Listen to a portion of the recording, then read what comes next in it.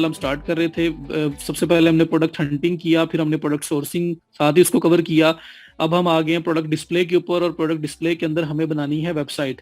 Website बनाने के लिए मैंने आपको विदाउट कोडिंग नॉलेज जो मैक्सिमम जो फिजिबिलिटी बनती है वो बतानी है। तो सबसे पहला प्लेटफॉर्म है जो वेबसाइट बनाने में हेल्प करता है विदाउट एनी कोडिंग नॉलेज, वो है shopify.com। Shopify content management system बोलते हैं इसको। तो यहाँ पे आके आप विदाउट कोडिंग नॉलेज अपनी वेबसाइट बना सकते हो, बिल्ड कर सकते हो। आपने खुद करना है, नहीं करना, इसके पैसे मंथली हैं, इस तरह की बातें अगर आपके माइंड में आए तो आपने ये सिर्फ सीखना है अच्छी तरह से, और इसको एज अ सर्विस लोगों को दे सकते हो। स्टार्ट में अपनी वेबसाइट के लिए मैं आपको वर्डप्रेस भी सिखा दूंगा, आप उस पर बना लेना, उसके ऊपर चार्जेस कम है, पैसे कम लगते हैं, तो इस वजह से वो भी हम लोग करेंगे। अब वहां से स्टार्ट ले लेना, लेकिन सीखना हमें ये जरूर है। क्यों सीखना है? क्योंकि हम इस सर्विस को आगे सेल भी कर सकते हैं। ठीक हो गया? तो लेट्स स्टार्ट। shopify.com पे मैं आया, कल ही मैंने साइन अप कर लिया था। आप लोगों ने यहाँ पे आना है। इसकी दो साइड्स हैं शॉपिफाई की। फिलहाल मैं दूसरी साइड को अब ओपन भी नहीं करूंगा, मैं एक साइड को ही ओपन कर रहा हूँ कि एज अ नॉर्मल यूजर आप शॉपिफाई पे अपनी वेबसाइट बनाना चाहते हो, तो जब आप वेबसाइट पे यहाँ पे आओगे तो किस तरह से वेबसाइट बनाओगे, ये बात मैं कर रहा हूँ। अच्छा, तो यहाँ पे देखो, सदाम फर्स्ट 4 लेक्चर्स शेयर करवाए थे मैंने, 4 से 5 लेक्चर जो फर्स्ट वीक के सारे थे, तो वो 2-3 दिन के बाद डिलीट हो गए थे। तो अब मैं यही करवा सकता था आपके लिए, मैंने शेयर करवाए थे ऑलरेडी। अब दोबारा मेरी बात तो नहीं ना इतनी मानते वो। अच्छा, तो अब ये है कि आप आपस में ना अपने फेलोज आपके हैं, इंशाल्लाह कोई ना कोई आपको लाजमी हेल्प कर देगा। लेकिन सुफियान ने बोल भी दिया आपको, तो इससे हेल्प लें और उस चीज को कवर करके आगे निकलें। अच्छा जी, shopify.com, यहाँ पे आके आपने सिंपल वेबसाइट बनानी है एज अ नॉर्मल यूजर। एक शॉपिफाई पार्टनर्स की साइड होती है, वो शॉपिफाई पार्टनर्स क्या है कल मैंने दिखाया था, कुछ कंफ्यूजन बन रही थी, मैंने उसको वहीं छोड़ दिया था, उसको हम कर लेंगे बाद में। सिर्फ वो इनिशियल उसका सेटअप ही मैंने आपको बताना है। वेबसाइट बनाना आपको आती होगी तो वेबसाइट आप यहाँ से बनाओ या उस साइड से बनाओ, शॉपिफाई पार्टनर्स वाली साइड से, एक ही बात है, उसमें कोई डिफरेंस नहीं है। सो शॉपिफाई इंट्रो हो गया हुआ था, कल अकाउंट भी बना लिया था। 14 डेज का ये लोग ट्रायल देते हैं, तो हम लोग ट्रायल लेके स्टार्ट करेंगे। यहाँ पे आपके पास स्टार्ट फ्री ट्रायल का ऑप्शन आ रहा है, 14 डेज का ट्रायल मिलेगा। मैंने स्टार्ट फ्री ट्रायल पे कल क्लिक किया था, और क्लिक करने के बाद मेरे पास ये ऑप्शन आई थी 3। सबसे पहले ईमेल मांगा था उन्होंने, फिर पासवर्ड मांगा था, फिर स्टोर का नाम मांगा था। ईमेल में आप अपना ईमेल लिखेंगे, पासवर्ड में कोई सा पासवर्ड जो आपको याद रहे, तो अपनी मर्जी का पासवर्ड रख लो। योर स्टोर नेम, तो आपका स्टोर का नाम जो लॉगिन करने के लिए यूज किया जाएगा। ये स्टोर का नाम hard and fast, full and final नहीं है, ये सिर्फ एडिटिंग के लिए, बैकएंड पे आने के लिए ये स्टोर का लिंक है। असल में ये रिप्लेस हो जाएगा आपकी मेन डोमेन के साथ, नाम के साथ। जैसे AliExpress.com है, जैसे दराज.pk है, जैसे lootlo.pk है। तो इस तरह से डिफरेंट जो साइट्स बनी हुई हैं, उसी तरह से यहाँ पे ये वाला जो लिंक है आपका रिप्लेस होके प्रॉपर नेम, डोमेन नेम जो आप यूज करेंगे वो वाला आपका यहाँ पे रिप्लेस होके आ जाएगा। तो ये सिर्फ लॉगिन के लिए, तो कुछ भी आप रख सकते हो अपनी मर्जी से, जो मर्जी रख लो। ये टेम्परेरी हम प्रैक्टिस के लिए कर रहे हैं सर। तो ईमेल दिया था मैंने, पासवर्ड दिया था, स्टोर नेम रखा था मैंने। और स्टोर नेम जो है बुशरा चेंज, मतलब जो आपकी असल डोमेन होगी वो फ्रंट पे लग जाएगी तो भी बैक एंड पे छुप जाएगी, तो इसलिए कुछ भी रखा हो। ठीक है, तो यहाँ पे आप कोई कुछ भी रख लो। कि मैंने कल ecom B4 रखा था मैंने, .myshopify.com खुद ही लग जाना है। यहाँ पे कह रहा है a store with the URL already exist. क्यों? क्योंकि मैंने कल ये बना लिया हुआ है। तो अगर आपके पास ये एरर आए तो दैट मीन्स कि ये नाम ऑलरेडी कोई यूज कर चुका हुआ है, तो आपने थोड़ा सा चेंज कर लेना है। आप 4 की जगह 41 कर दो, 44 कर दो, कुछ और लगा लो। अगर एरर नहीं आएगा तो मीन्स ये अवेलेबल है। तो ये होगा क्या, ecom B44.myshopify.com, ये लिंक बनेगा। तो मैंने कल ऑलरेडी ecom B4 बना लिया हुआ है, इसलिए यहाँ पे मुझे वो कहता है कि ये ऑलरेडी किसी स्टोर ने लिया हुआ है, इसलिए मुझे वो लॉग इन करने का ऑप्शन दे रहा है। तो खैर, ये करने के बाद आपके पास 2 स्टेप्स आए थे। पहला भी स्किप हो जाता है, सेकंड में आपसे आपकी ड्रेस की डिटेल्स मांगता है बस। बुक करने के बाद अभी जो मैं लॉगिन करूंगा आप स्ट्रेट अवे वहां पे आ जाओगे। तो कल एंड पे कुछ लोग कम हो गए थे, तो जिन लोगों ने साइन अप कल कंप्लीट नहीं किया था, मैं उन लोगों के लिए मैंने ये वाला पार्ट बताया है। अभी तक मैंने नया कुछ स्टार्ट नहीं किया, इसलिए जो अभी भी आया है उसने कुछ भी मिस नहीं किया। ठीक हो गया? तो स्टार्ट फ्री ट्रायल, ये इंफॉर्मेशन फिल करें, क्रिएट योर स्टोर। आगे एक फर्स्ट स्टेप, आएगा जहां पे आपसे पूछेंगे क्या आप पहले से प्रोडक्ट सेल कर रहे हैं या नहीं कर रहे हैं, इस तरह की बातें। स्किप का ऑप्शन भी है, स्किप कर दो, स्किप करना है तो नेक्स्ट ऑप्शन में आपसे आपका address, street address, city, state, zip code, इस तरह की इन्फॉर्मेशन लेंगे, वो इन्फॉर्मेशन दोगे, उसके बाद आप नेक्स्ट करोगे तो आप शॉपिफाई के मेन डैशबोर्ड में चले जाओगे जहां पे मैं अभी जाने लगा हूं। जहां तक ओके है? तो ये साइन अप का सिंपल सा प्रोसेस है।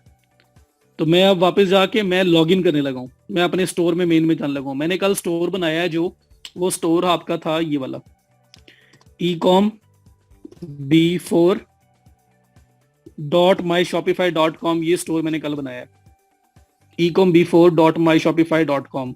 कोई कार्ड की इन्फॉर्मेशन नहीं देनी, कोई कुछ नहीं देनी, 14 डेज में ट्रायल फ्री है। ठीक हो गया?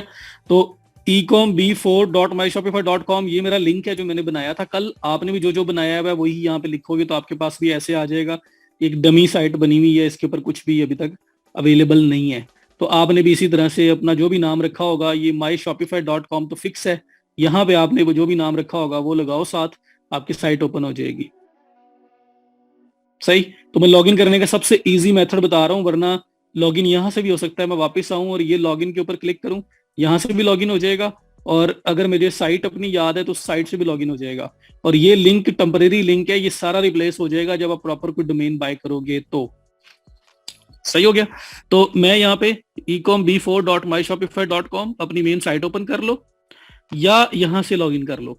जहां पे स्टार्ट फ्री ट्रायल किया था वहीं पे ये लॉगिन का ऑप्शन आ रहा है, इस पे करो क्लिक। चलो, मेरा स्टोर ऑलरेडी लॉगिन है क्योंकि कल मैंने बनाया था, कल लॉगिन किया हुआ था, इस वजह से मेरा ख्याल है मुझे स्ट्रेट अवे वो लॉगिन लेके जा रहा है, लॉगिन में लेके जा रहा है। नहीं, बल्कि नहीं, यहाँ पे ले आया है। आपके पास ये इस तरह से इंफॉर्मेशन देगा। मैं आपको फ्रेश लॉगिन करके दिखा देता हूँ। जब आप लॉगिन पे क्लिक करोगे तो ऐसा ऑप्शन आपको देगा। सबसे पहले आपसे ईमेल मांगेगा, यहाँ पे आप ईमेल दे दोगे। मेरे पास ईमेल था आसिफ समीर 007, ये मैंने रखा था कल @hotmail.com। ये मैंने ईमेल है जो कल यूज की थी मैंने साइन अप करने के लिए। तो मैंने ये दे दिया आसिफ समीर 007 @hotmail.com। इसके बाद ये नेक्स्ट का ऑप्शन फिजिबल हो जाएगा आपके पास, इसको अब नेक्स्ट करेंगे। ये भी मे भी रिफ्रेश करना पड़े, ये काम नहीं कर रहा।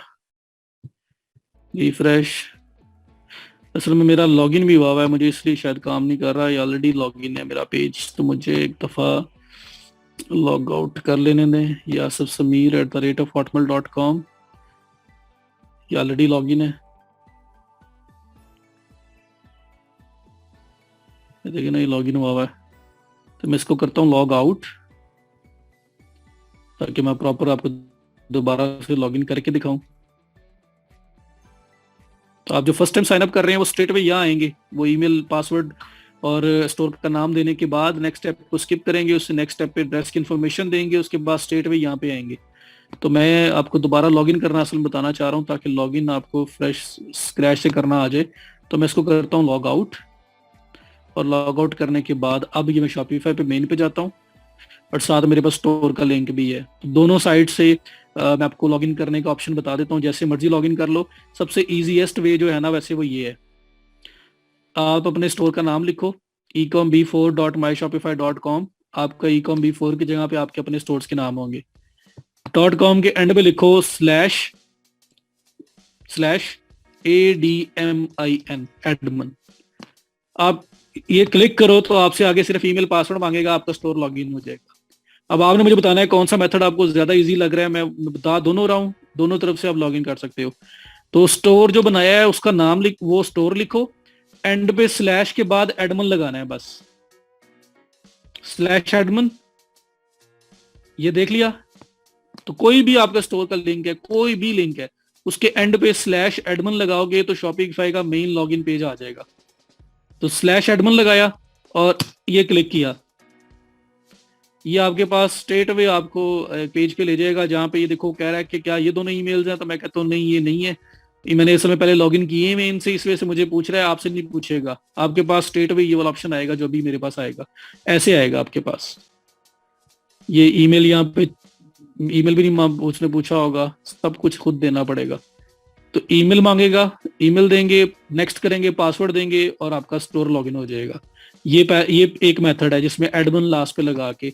दूसरा मेथड है shopify.com पे आओ, ये लॉगिन पे क्लिक करो। दोनों मेथड इजी हैं, सिंपल हैं। तो shopify.com पे सिंपल आओ, वहां पे लॉगिन पे क्लिक करो और लॉगिन पे क्लिक करके आपके पास यहाँ पे ऑप्शन आएगा लॉगिन करने का। ये देखो यहाँ पे वो कह रहा है, ये स्टोर दिखा रहा है क्योंकि पहले मैं लॉगिन हुआ हूँ। तो मैं इसको भी लॉग आउट करके मैं बिल्कुल फ्रेश यहाँ पे लॉगिन करता हूँ। मतलब दोबारा से वो लॉगिन पे, उसी लॉगिन पे क्लिक करना है आपने। shopify.com पे लॉगिन पे क्लिक करें, वापस यहाँ पे आ जाते हैं। अब मेरे पास कोई स्टोर लॉगिन नहीं है, जिनसे पहले लॉगिन हुआ था वो कह रहा है, तो मैं कहता हूँ नहीं वो नहीं, कोई और। तो जिसने कभी पहले लॉगिन नहीं किया उसके पास स्टेट में ये आएगा। shopify.com पे जाओगे, लॉगिन पे क्लिक करोगे तो आपके पास स्टेट में ये आएगा। अब यहां भी ईमेल दोगे, आसिफ समीर 007, जो भी आपने अपना अपना ईमेल यूज किया हुआ है वो ईमेल दोगे आप। ईमेल दे के आप नेक्स्ट करोगे। यहाँ पासवर्ड मांग रहा है आपसे, यहाँ पे आप पासवर्ड देंगे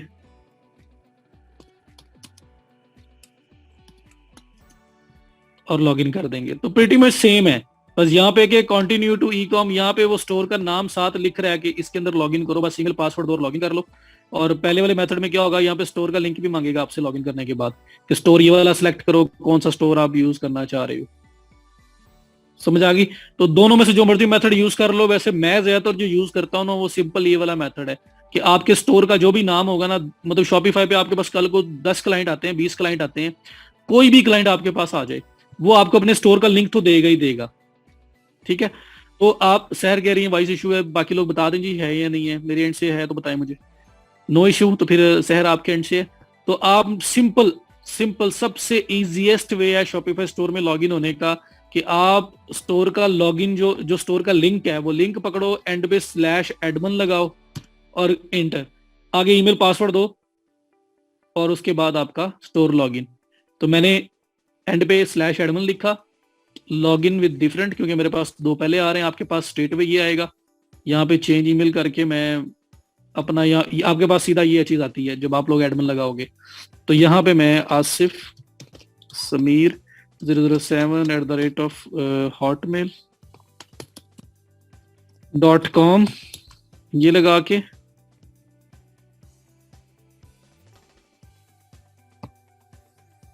नेक्स्ट, या पासवर्ड, लॉगिन, काम खत्म। कोई भी लिंक है शॉपिफाई के स्टोर का उसको पकड़ो, एंड पे /admin, और आपके पास सीधा ईमेल और पासवर्ड मांगेगा, ईमेल दो, पासवर्ड दो, लॉगिन पे क्लिक करो, आपका स्टोर लॉगिन। ये शॉपिफाई का मेन एडमिन पैनल है। दुनिया की कोई भी शॉपिफाई की साइट आ जाए वो इसी तरह ही, आप उसके साइट के लास्ट पे /admin लिखो, ईमेल पासवर्ड दो, वो क्लाइंट से लेना पड़ेगा आपको, और उसके बाद आप इस तरह के डैशबोर्ड में एंटर हो जाओगे। अब जो कुछ होना है यहीं पे होना है।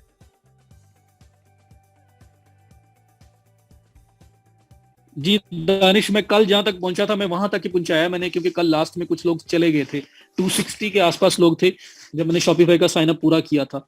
तो मैंने इसलिए किया है कि अगर किसी को वो क्लियर नहीं भी था, अगर नहीं उसने कल किया था, तो वो समझ आ जाए। तो शॉपिफाई पे अकाउंट बनाया और उसके बाद अब मैंने लॉग इन करने का मेथड आपको बता दिया। और ऊपर भी देखो, अब ये देखो उसी जगह पे आप हो, ecom b4.myshopify.com/admin। क्लियर? हाँ जी, लॉगिन पे क्लिक करने के बाद अपना ईमेल दें, पासवर्ड दें और स्टार्ट करें। यहां तक सबको क्रिस्टल क्लियर चीज होनी चाहिए। तो अब मैं इसको आगे स्टार्ट करूंगा करना। सुपर इजी है, और शॉपिफाई का जो क्लाइंट होता है वो उसकी पेइंग कैपेसिटी अच्छी होती है, क्योंकि वो ऑलरेडी शॉपिफाई को कम से कम 30 तो बेसिक प्लान के पैसे हैं, उसके अलावा भी कोई एक दो एप्लीकेशन यूज करता है पेड, तो $50-60 पर मंथ वो पे कर रहा होता है शॉपिफाई को। तो हमें भी फिर पे करते हुए वो इतना घबराता नहीं है। तो यूजुअली शॉपिफाई का क्लाइंट जो होता है ना वो ठीक होता है, उसको उसकी पेमेंट वगैरह अच्छी दे देते हैं वो। चलें, गुड हो गया, ग्रेट हो गया, परफेक्ट। अच्छा, अब मैं सबसे पहला काम जो करूंगा ना, ये देखो, होम, ऑर्डर्स, लुबना, सिर्फ आप शॉपिफाई का जो स्टोर आपने बनाया था ना कल या आज, वो स्टोर का लिंक ओपन करें। जैसे मेरा ecom b4 है ना, इसकी जगह पे आपके स्टोर का नाम कुछ और आपने रखा होगा, बाकी myshopify.com तो आना ही आना है। तो ये लिंक ओपन करो, एंड पे /admin लगा दो। ये आपको आगे ईमेल मांगेगा और फिर पासवर्ड मांगेगा, ईमेल पासवर्ड दो और लॉगिन कर दो, बस। क्लाइंट पासवर्ड जो नहीं देते ना, उसका हल शॉपिफाई पार्टनर में है कासिम, वो भी मैं बता दूंगा। ओके हो गया। चलो अब यहाँ पे देखो, ये home, orders, products, customers, finance, analytics, marketing, discount, apps, online store, Facebook, Google, setting, बस ऑल इन ऑल जो कुछ होना है शॉपिफाई के ऊपर इन्हीं ऑप्शंस में से होना है, इसके अलावा और कहीं से नहीं होना। तो इससे इजीएस्ट वे और कुछ नहीं हो सकता। बिल्कुल बना सकते हैं राशिद, वर्डप्रेस के साथ शॉपिफाई बना सकते हो आप, डेवलपमेंट में बन सकती है। तो जो कुछ होना है इसी में होना है, इसके अलावा नहीं होना। I charge 800 plus for WordPress store. Umer बताना मुझे कब किया है, क्या किया है। अच्छा जी, तो अब मैं आपको ना बजाय इसके कि मैं वन बाय वन सारी ऑप्शंस को एक्सप्लोर करना स्टार्ट करूं, वो हो जाएगा लेक्चर बोरिंग, कि ऑर्डर्स में क्या होता है, प्रोडक्ट्स में क्या होता है, कस्टमर्स में क्या होता है, फाइनेंस में क्या होता है। ऐसे मैं आपको स्टार्ट करूंगा ना, तो आज का पूरा लेक्चर सिर्फ बताते हुए निकल जाएगा और लेक्चर फुल बटा फुल बोरिंग हो जाएगा। सिर्फ थ्योरी थ्योरी होगी ना, कि इधर ये चीज होती है, इधर ये चीज होती है, इधर ये चीज होती है।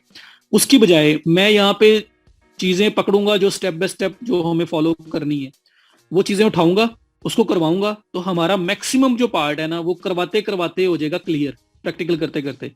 जो बच जाएगा वो हम लोग फिर लास्ट में उसको गो थ्रू कर लेंगे, क्योंकि ऑर्डर्स हमें डमी स्टोर है, फ्रेश स्टोर है, तो ऑर्डर कोई रिसीव तो होने नहीं है। तो ऑर्डर रिसीव नहीं होने, बट ऑर्डर में क्या होता है, कैसे होता है, वो मैं बाद में बता दूंगा। तो पहले हम असल वर्किंग की तरफ जाते हैं, प्रैक्टिकल चीजें करते हैं, और जो रह जाएगा उसमें हम लोग फिर एंड पे उसको देख लेंगे कि क्या क्या कुछ रह गया हुआ है और उसके अंदर क्या चीज है। सही है ना? तो इसलिए मैं आपको ये सेटिंग्स और ये बाकी सारी चीजें फिलहाल एक्सप्लोर नहीं करवा रहा, मैं इसको जरा प्रॉपर प्रैक्टिकल साइड पे लेके जाना चाह रहा हूँ। और आपको एक और स्किल देना चाह रहा हूँ, जो जैसे प्रोडक्ट हंटिंग है वैसी एक स्किल है प्रोडक्ट अपलोडिंग। स्ट्रेट अवे उस पर जाओ। मैनुअल अपलोडिंग भी आती हो आपको, और आप लोगों को ऑटोमेशन भी आती हो, तो हम लोग पहले वो करेंगे, उसके बाद फिर स्टोर का पूरा डिजाइन प्रिपेयर करेंगे।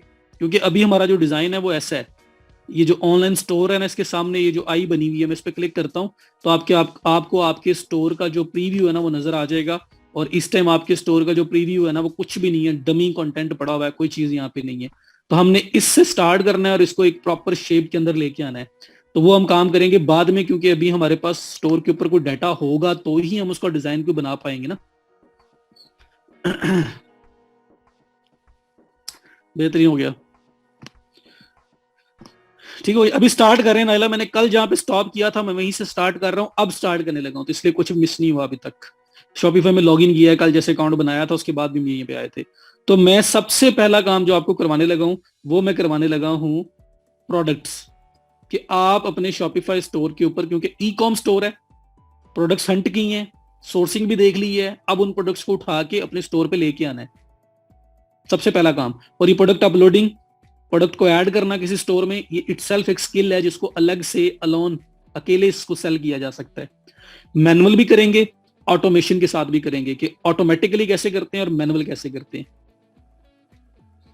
क्लियर हो गया? तो मैं इसलिए अभी सारा थ्योरेटिकल नहीं जान लगा, मैं प्रैक्टिकली सीधा चीजों के साथ जान लगा, और बाद में हम गो थ्रू कर लेंगे जो चीजें बाद में एंड पे बची, क्योंकि मोस्टली पार्ट हमारा प्रैक्टिकल करते करते क्लियर हो जाएगा।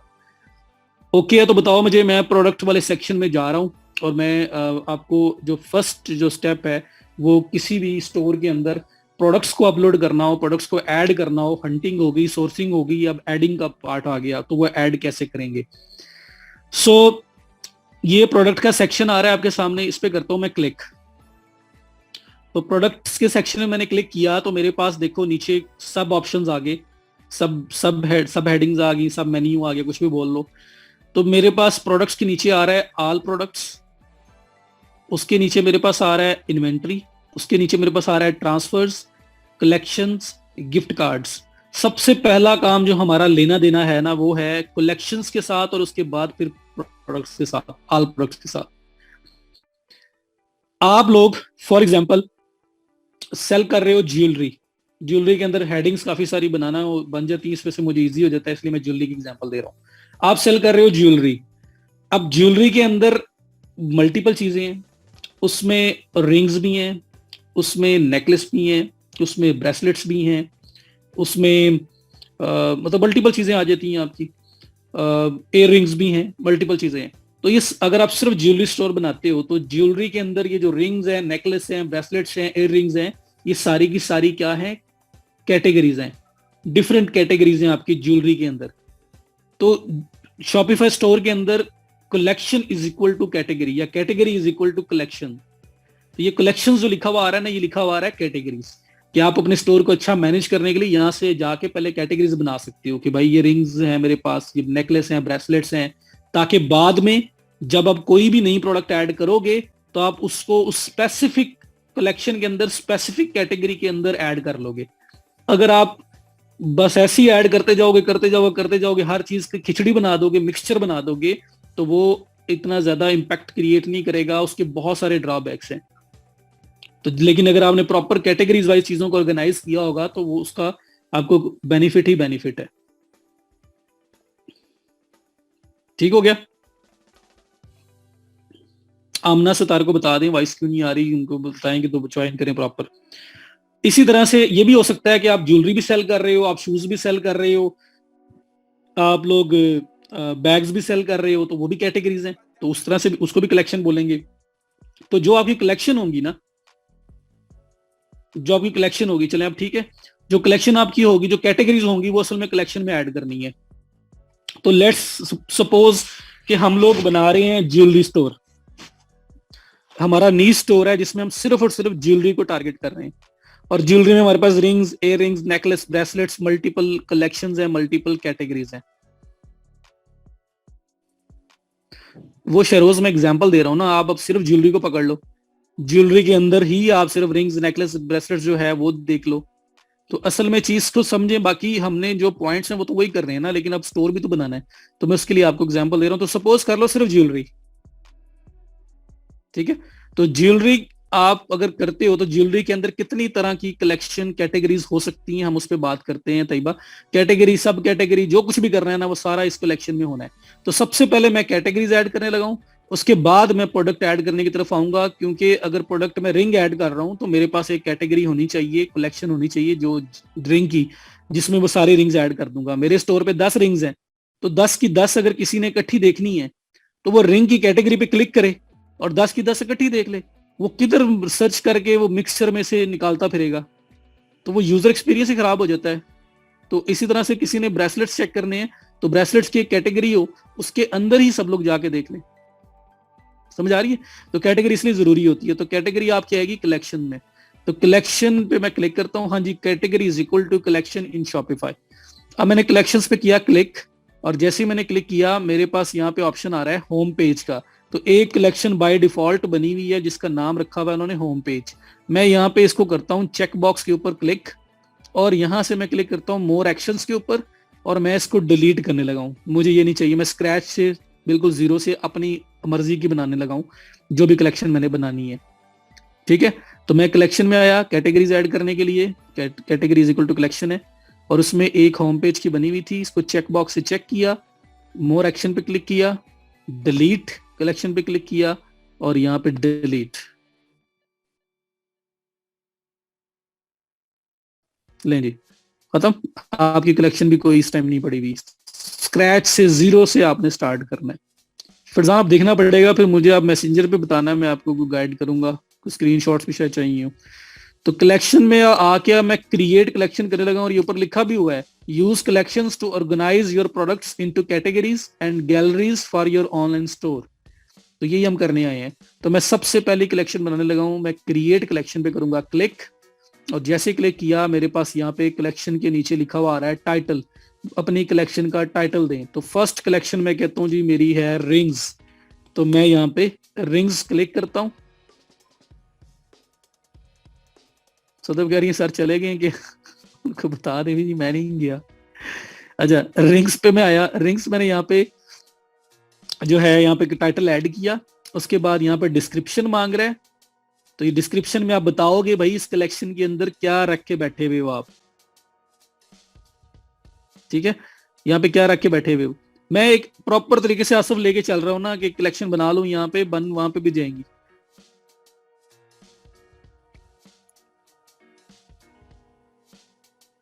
तो यहाँ पे रिंग्स, रिंग्स के नीचे यहाँ पे डिस्क्रिप्शन, मतलब डिस्क्रिप्शन में आपकी 100 वर्ड्स की, 200 वर्ड्स की, 300 वर्ड्स की, 500 वर्ड्स की आप डिटेल में बताते हो कि जी in this collection we are covering top collection from different brands, या जो भी आपने कहना है कि आप रिंग्स की कौन कौन सी कलेक्शन लेके आ रहे हो, तो यहाँ पे आप उसकी सारी डिस्क्रिप्शन दोगे। और ये आपने खुद लिखनी है जी, कॉपीराइटिंग के अंदर भी आ जाएगा, आपने खुद लिखनी है, किसी को उठा के कॉपी पेस्ट नहीं करनी। शॉपिफाई की अपनी सेल्फ होस्टिंग होती है, वही आप लेते हो, मंथली प्लान के अंदर इंक्लूडेड होती है।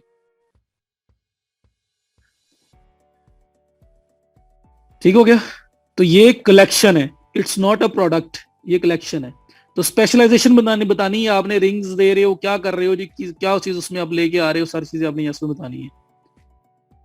सिंपल नादिया लिखनी है, इसमें कोई HTML छोड़ देंगे, बेचारों को अक्सर को पता भी नहीं होगा HTML है क्या, तो किसी किस्म की कोडिंग इन्वॉल्व नहीं है, सिंपल काम करो। तो यहां पे आप लिखोगे कलेक्शन, मतलब डिस्क्रिप्शन लिखोगे, rings category description will go here. तो यहाँ पे आप उसको लिखोगे, जो भी लिखना है, वो जारी बात है कि 200 वर्ड, 300 वर्ड, 500 वर्ड का आपने बताया होगा।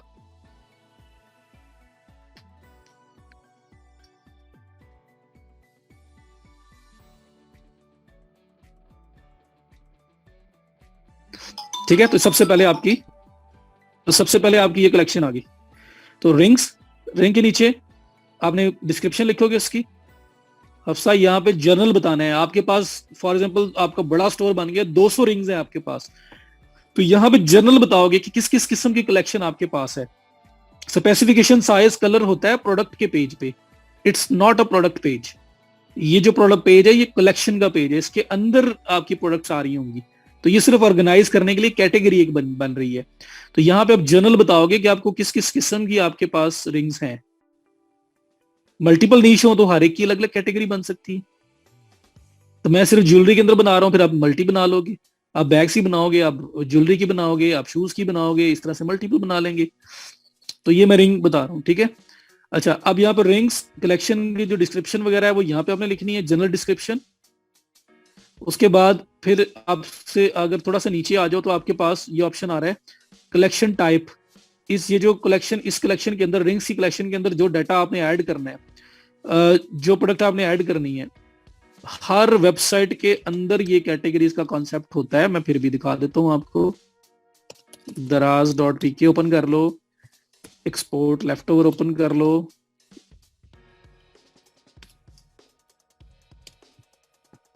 ये देखो दराज ही ओपन कर लो। हाँ जी, एक्सपोर्ट लेफ्ट ओवर भी, वो भी आपका शॉपिफाई पे बना हुआ है, ऐसे ही है। ये देखो, ये कैटेगरीज बनी हुई है, इनके नीचे ये सब कैटेगरीज बनी हुई है। तो अब देखो ना, मेन उसके अंदर शूज में कुछ जाएगा तो वहां शूज पड़े होंगे। अब वो अगर हर चीज ऐसे ही डाल देते, अब शूज के अंदर भी देखो उन्होंने कैसे हर एक तरह का स्लिप्स ऑन और हर चीज उन्होंने अलग अलग उन्होंने किया हुआ है। तो इस तरह से चीजें ऑर्गेनाइज करना इजी हो जाती है, लोगों को भी अगर कोई चीज स्पेसिफिकली चाहिए तो वो सीधा उसी को जाके देख लेंगे। तो ये कैटेगरीज होती हैं। एक्सपोर्ट लेफ्ट ओवर है, तो ये बना ही शॉपिफाई के ऊपर हुआ है, इस पे देख लें कलेक्शन। ये देखो, ये भी सॉर्ट ऑफ कलेक्शन है, न्यू अराइवल्स जो लगाए हुए हैं उन्होंने सब कुछ। और बाकी ये देखो, किड्स हो गया, वुमेन हो गया, वुमेन के अंडर देखो कितनी ज्यादा कैटेगरीज बनी हुई हैं। तो चीजों को ऑर्गेनाइज करने के लिए कैटेगरीज का होना जरूरी है। ठीक हो गया? तो आपको चीजों को ऑर्गेनाइज करने के लिए कलेक्शन कैटेगरीज बनानी पड़ती हैं। तो मैं एक ज्वेलरी की एग्जांपल ले रहा हूं, तो उसमें मैं रिंग, नेकलेस, ब्रेसलेट्स, इस तरह की डिफरेंट कैटेगरीज बना रहा हूं जो जो मैं सेल करता हूं, ताकि मैं जो भी रिंग अपलोड करूंगा तो मैं स्पेसिफिक कैटेगरी में ऐड कर दूंगा, ताकि लोगों के लिए इजी हो जाए। किसी ने रिंग्स देखनी है तो सीधा रिंग की कैटेगरी पे क्लिक करे, अंदर रिंग्स ही रिंग्स होंगी, सिर्फ रिंग्स होंगी इसके अंदर। तो मैनेज करने के लिए, तो सबसे पहले टाइटल कलेक्शन में आया, क्रिएट न्यू में किया गया, उसमें टाइटल लिखा, टाइटल के बाद उसकी डिस्क्रिप्शन लिखनी है आपने उस कैटेगरी की। नीचे आना है, यहाँ पे लिखा हुआ आ रहा है कि कलेक्शन टाइप। यहाँ पे वो कह रहा है कि ये जो कलेक्शन आपने बनाई है रिंग्स, इसके अंदर जो आपने चीजें ऐड करनी है, मतलब रिंग्स ऐड करनी है, वो ऑटो ऐड हो जाएं या मैनुअली सिलेक्ट करके ऐड करना चाहोगे। दो ऑप्शंस है। जो ऑटोमेटेड है ना, इसके अंदर कंडीशंस अप्लाई होती हैं, ठीक है। अगर वो कंडीशन आपने प्रॉपर ना लगाई तो हो सकता है कि आपकी रिंग जो है वो प्रॉपरली रिंग में ऐड ही ना हो, कलेक्शन में ऐड ना हो। तो बीइंग अ न्यूबी, आप नए हो, स्टार्ट कर रहे हो, चुप करके ये मैनुअल वाला ऑप्शन यूज कर लेना। प्रोडक्ट्स भी बहुत ज्यादा नहीं आपके पास होनी। आपने करना क्या, जब कोई प्रोडक्ट ऐड करोगे तो आपके पास यहाँ पे बॉक्स बने हुए आ रहे होंगे कि ये प्रोडक्ट रिंग है, नेकलेस है, ब्रेसलेट है, क्या है। आपने सिर्फ और सिर्फ वो चेक करना है, ये रिंग है तो ये प्रोडक्ट रिंग में ऐड हो जाएगी, जो भी नई प्रोडक्ट आप ऐड करोगे। तो सिंपल बॉक्स बना हुआ आएगा रिंग का, तो रिंग को चेक कर देना तो प्रोडक्ट रिंग में ऐड हो जाएगी। इस वजह से बजाय ये ऑटोमेशन में जाने के आप मैनुअल को सिलेक्ट करो, सिंपल मैनुअली ऐड करो। मैं अभी जब ऐड करके दिखाऊंगा आपको पता चलेगा कितना सिंपल ऐड हुआ है। ठीक है जी। तो यहाँ पे टाइटल दिया, डिस्क्रिप्शन दी, उसके बाद कलेक्शन टाइप में मैनुअल लिखा हुआ भी आ रहा है, add products to this collection 1 by 1। और अगर ऑटोमेशन पे जाओगे तो फिर कंडीशंस लगानी पड़ेंगी। कलेक्शन का इमेज पे भी आ रहा हूँ जी। ये हो गया। तो 3 चीजें की हैं मैंने, कलेक्शन में आके ऐड न्यू में जाके टाइटल ऐड किया है, डिस्क्रिप्शन ऐड की है और मैनुअल पे गया हूं मैं। ठीक हो गया। तो 3 हो गया चीजें। अब नेक्स्ट, क्लाइंट यूजुअली ऑटोमेटेड और मैनुअल पे इतना ज्यादा नहीं फोकस कर रहा होता। अगर कोई रिक्वायरमेंट हो तो फिर हम उस पर देखेंगे, हम ऑटोमेशन भी देख लेंगे। तो रिंग, आपका टाइटल, डिस्क्रिप्शन, मैनुअल ऐड हो, उसके बाद ये देखो कलेक्शन इमेज। इस कलेक्शन का इमेज, मेन इमेज आपका यहां लगेगा। दी डिस्क्रिप्शन ओवरऑल रिंग्स के बारे में होगी कैटेगरी में। तो ऐड इमेज, यहां पे आपने इमेज लगाना है। जी जी आसिफ, वो भी देख लेंगे, लेकिन अभी फिलहाल बेसिक से स्टार्ट लेते हैं। तो यहाँ पे अब मेरी ये रिंग है, तो मैं क्या करने लगा हूँ, आपके पास जहरी बात है जब आप रिंग सेल कर रहे हो तो आपके पास रिंग की इमेजेस भी होंगे, सब कुछ ही होगा। तो आप बड़ी अच्छी तरह आपको पता है कि आप कौन सा इमेज जो है वो यहाँ पे लगाओगे। तो मेरे पास अभी फिलहाल कोई इमेज नहीं है, ना ही मैंने कोई प्रोडक्ट अभी रिसर्च की या रिंग की और मेरे पास पड़ी हो। तो मैं एक काम करने लगा हूँ जो आपने नहीं करना, तो मुझे फॉलो करना है लेकिन हर जगह पे नहीं भी करना। तो इसलिए मैं फिलहाल गूगल से एक इमेज उठा के लगाने लगा हूँ। हो सकता है वो किसी ब्रांड का इमेज हो, तो अगर आप लगाओगे ना तो वो फिर आप जिम्मेदारी आपकी अपनी है। तो जो मैं अभी कर रहा हूँ ये आपने नहीं करना। आपके पास प्रोडक्ट्स होंगी, आप उसके अपने इमेजेस लगाएंगे।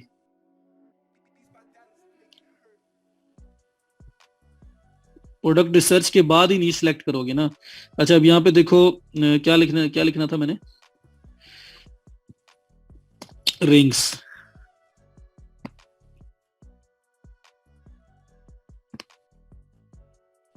मैंने रिंग पहनी नहीं हुई वरना मैं बना के लगा देता। तो इमेजेस में आया हूं मैं, रिंग्स में। तो मैं डमी लगा रहा हूँ प्रैक्टिस के लिए। आपने ऐसा नहीं करना, हो सकता है इसमें से कोई रिंग किसी बड़े ब्रांड की और मैं उठा के लगा लूं, पर मुझे मसला कोई नहीं है, मेरा स्टोर तो लाइव ही नहीं है। सर डिजीज सर्च करता रहा हूँ जी, वो एक क्लाइंट की रिक्वायरमेंट है, वो उसके लिए करता रहा हूँ। बड़ी तेज नजर है आप लोगों की। अच्छा, मैं व्हाइट बैकग्राउंड के साथ चाह रहा हूँ ताकि सारी फिर मैं व्हाइट बैकग्राउंड वाली लगा लूँ, वो एक सिमेट्री आ जाएगी ना, एक अच्छा बनेगा, फिर वो आपका स्टोर अच्छा बनेगा। तो ये वाली, ये पता नहीं इसका बैकग्राउंड कौन सा है यार।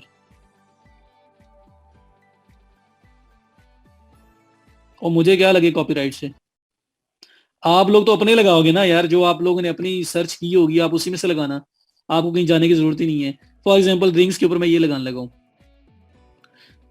तो राइट क्लिक करता हूँ, सेव इमेज एज। जी रॉयल्टी फ्री कर सकते हैं, लेकिन जब आप जो चीज सेल कर रहे हो तो आप वही लगाओगे ना। सिंपल सी बात है ना। अब देखो आपके पास चीजें हैं सेल करने वाली, तो आप वो लगाओ। आपको क्या जरूरत है कोई रॉयल्टी फ्री लेने की या कोई और लेने की। अच्छा यहाँ पे मैं इसको कर लेता हूँ जी, रिंग्स का नाम रखा, डाउनलोड में मैंने इसको कर लिया सेव। ये मेरा इमेज आ गया जी, ये इमेज है। छोड़े परे, मैंने इसको सेल करना है, ये अच्छी है, प्यारी है, नहीं है, बस कॉन्सेप्ट को पकड़ो। तो ये आपके पास एक इमेज आ गया, इसका साइज है 600 बाई 600, स्क्वायर इमेज है।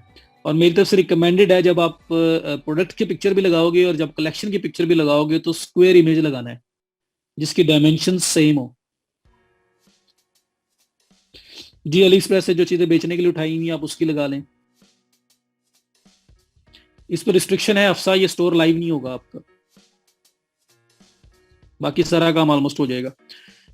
अच्छा तो ये देख लो, आपके पास ये जो रिंग है 600 बाय 600 साइज की है। अब मेरी तरफ से मैंने बताया कि एक रिकमेंडेशन है कि प्रोडक्ट का इमेज लगा रहे हो या कलेक्शन का इमेज लगा रहे हो, वो इमेज आपने स्क्वायर में लगाना है, ठीक है, स्क्वायर में लगाना है। दूसरा ऑप्शन आता है साइज का। आप अगर बहुत बड़े बड़े इमेजेस लगाओगे अपने स्टोर के ऊपर तो आपके स्टोर की स्पीड बड़ी बुरी तरह अफेक्ट होगी, आपका पेज लोड होते हुए टाइम ज्यादा लेगा, क्योंकि जितने ज्यादा रिसोर्सेज होंगे पेज के ऊपर उतना ज्यादा टाइम लगेगा उसको लोड होने में। ऐसा ही है ना। अब फॉर एग्जाम्पल आप लोगों ने कभी बहुत अच्छी कैमरा की इमेज जो है ना अगर ओपन की हो, बहुत एचडी इमेज है, तो वो इमेज भी ओपन होते हुए ऐसे ओपन हो रहा होता है, मेरे माउस को देखो, कर्सर को, कि slow slow slow slow slow slow थोड़ा थोड़ा करके इमेज ओपन हो रहा होता है। अगर इमेज का साइज बड़ा है, बड़े अच्छा इमेज है, 10 MB का, 15 MB का, 20 MB का इमेज है, तो आराम आराम से लोड होगा, ऐसे ऐसे slow slow slow slow slow slow करके पूरा इमेज लोड होगा। लेकिन जो इमेज साइज में छोटा है, पिक्सल कम है, वो क्लिक करो फटाफट से ओपन हो जाता है। जैसे ये वाला ओपन हुआ है, मैंने ओपन किया है तो आपको पता भी नहीं चला ये लोड हुआ है। तो लोड तो ये इमेज भी हुआ है, लेकिन इतना क्विकली हुआ है क्योंकि इतना ज्यादा हैवी नहीं था, तो मेरी प्रोसेसिंग पावर भी सिस्टम की अच्छी थी, उसने फौरी तौर पर मुझे शो कर दिया। तो इस तरह के बहुत बड़े बड़े इमेजेस यूज करोगे ना तो वो प्रॉब्लम बनेगी, फिर आपका आपकी वेबसाइट का पेज भी लोड होते हुए टाइम ज्यादा लेगा, क्योंकि उसको सारे रिसोर्सेज लोड करने पड़ रहे हैं। तो आप साइज जो यूज करो, साइज आपने एक डिसाइड कर लेना है। यूजुअली जो चलता है 300x300 का इमेज भी चलता है, 400x400 का इमेज भी चलता है, 600x600 का इमेज भी चलता है, मैं साइज की बात कर रहा हूँ।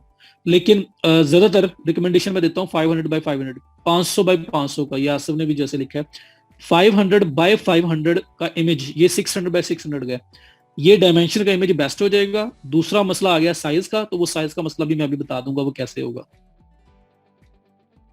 तो ये 500 600x600 है, मैं इसको 500x500 में कन्वर्ट करने लगा हूं।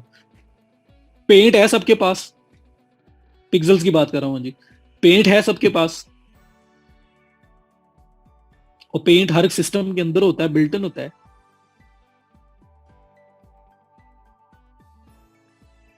पेंट जो आपके विंडोज का पेंट होता है, मैंने ये नहीं कहा कि आपके पास कोई ग्रीन पेंट वैसे कोई पेंट पड़ा हुआ है। जो पेंट के अंदर इस प्रोडक्ट को ओपन करो, पास पेंट नहीं है, मेरे पास मैक है, इसलिए पेंट। फोटोशॉप कर लो, ऑनलाइन को टूल कर लो, रीसाइज करना है, मेरे पास इसके अंदर ये ऑप्शन है टूल्स, यहां पे देखो एडजस्ट साइज जी, प्रोडक्ट अपलोडिंग की हफ्सा बनानी इसे तो करा रहा हूँ। ये विड्थ और हाइट बता रहा है, मैं कहता हूँ 500x500 किया, ये मेरा 500x500 का इमेज हो गया। नवीद ये बाद में सेकंड ऑप्शन ये होगा, पहला मैं रीसाइज कर रहा हूँ, फिर मैं इसको इसकी इसकी जो फाइल साइज है उसको भी छोटा करूंगा, वो नेक्स्ट करूंगा। तो ये 500x500 का इमेज हो गया हुआ है। अगर किसी के पास पेंट का मसला आ रहा है, नहीं समझ आ रही, तो गूगल पे चले जाओ, यहाँ पे लिखो ऑनलाइन इमेज रीसाइजर, ये लें, ये क्लिक किया मैंने, ये इतने ज्यादा इमेज के रीसाइजर आ गए हैं, किसी को भी ओपन करो, वहां पे इमेज अपना ऐड करो, उसको रीसाइज करो, डाउनलोड कर लो, कैनवा से कर लो, जहां से मर्जी करो। ये देखो 100% 500x500 पिक्सल एस्पेक्ट रेशियो है, यहाँ पे मैं इमेज अपलोड करूंगा। बैकग्राउंड ट्रांसपेरेंट की जरूरत नहीं है, व्हाइट चलता है ज्यादा आपकी कैटेगरीज और प्रोडक्ट्स के अंदर। अच्छा, यहाँ पे ये देखो ये रिंग्स है, इसको मैं किया मैंने ओपन, ये आ गया, ये 500x500 है, रीसाइज एंड डाउनलोड, तो रीसाइज हो चुका हुआ है। डाउनलोड इमेज करूंगा तो 500x500 वाला इमेज मेरा डाउनलोड हो गया। तो ऑनलाइन भी बहुत सारे रीसाइजर हैं, पेंट से भी हो जाता है, तो आपने अपने इमेज को रीसाइज कर लेना है, जितना बड़ा भी वो है उससे उसको 500 वाले 500x500 में ले आओ। क्लियर। छोटे को बड़ा नहीं करना, ये बात भी याद रखना, छोटे इमेज को बड़ा करोगे तो उसके पिक्सल फट जाएंगे, वो फिर क्वालिटी खराब हो जाएगी। बड़े इमेज को लेके छोटा कर लेना है। और इसमें छोटा हो क्या रहा है कि एस्पेक्ट रेशियो सेम रख रहा हूं मैं, इसमें कुछ स्ट्रेच नहीं कर रहा मैं, वो तो बड़ा काम खराब हो जाएगा उसका। जहां से साइज रीसाइज हो सकता है कर लो, मैंने ऑनलाइन भी बता दिया है, पेंटिव से भी हो जाता है, तो सिंपल रीसाइज करना है आपने, कर लोगे।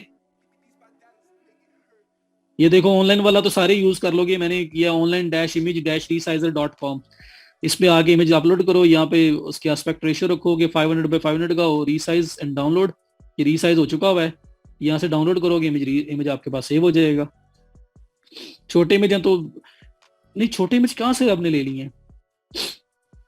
कम से कम 300 बाय 300 का हो, अगर वो भी है तो चलेगा। फिर आप सारे इमेजेस 300 बाय 300 के रख लेना। एक बात ज़हन में रखनी है कि जो इमेज का साइज आपने अपने स्टोर के लिए फाइनलाइज कर लिया, 500 बाय 500 का किया है, 400 बाय 400 का किया है, 414 बाय 414 का किया है, जो भी आपने एक दफा डिसाइड कर लिया है, सब इमेजेस इसी साइज के अंदर लगाने हैं। वरना जब प्रोडक्ट का पेज ओपन होगा, कोई छोटा नजर आ रहा होगा, कोई बड़ा नजर आ रहा होगा, वो बड़ा बुरा इंपैक्ट डालता है। तो हर इमेज का साइज सेम ही रखना है। राष्ट्रीय जिसको फोटोशॉप नहीं आती होगी वो क्या करेगा, छोटे इमेज बड़े, और वो भी वेक्टर इमेज होगा तो होगा ना, वरना तो पिक्सल फटेंगे। स्टैंडर्ड साइज 500 बाय 500 रख लो भाई। 400 बाय 400 भी फिजिबल है, इससे ऊपर ना जाओ, 500 से ऊपर ना जाओ। तो मैंने आपके सामने रिसाइज किया इमेज, ये 500 बाय 500 का हो गया। इसको मैं कर लेता हूँ सेव। इमेज सेव हो गया मेरे पास। अब ये इमेज मेरे पास है, ये वाला, और इसको अगर मैं राइट क्लिक है इस टाइम, ऑलरेडी बड़ा छोटा सा इमेज है, 33 KB का सारा इमेज है मेरा, तो विच इज वेरी गुड, मतलब कोई एमबीज में नहीं जा रहा, कोई उतना हैवी नहीं जा रहा। मेरी क्वालिटी क्यों कम होगी यार? कोई क्वालिटी कम नहीं होगी, कोई फर्क नहीं पड़ेगा।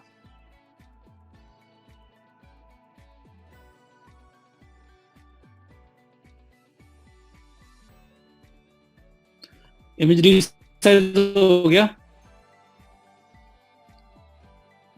अच्छा, यहां तक बताओ सब क्लियर है? इमेज रीसाइज हो गया, कर लोगे सारे? अब ऑनलाइन रीसाइजर यूज कर लेना, कुछ ना मिले तो सबसे सिंपल वो हो जाएगा। अच्छा, अब इमेज को रीसाइज कर लिया, अब इमेज को अपलोड करने से पहले एक और काम किया करना। सर अगर हम ये सर्विस सेल कर सकते हैं तो क्लाइंट्स हमें क्यों हायर करेंगे? क्लाइंट तो उसी प्रेफर करेंगे जो उसका सारा स्टोर हैंडल करे। सर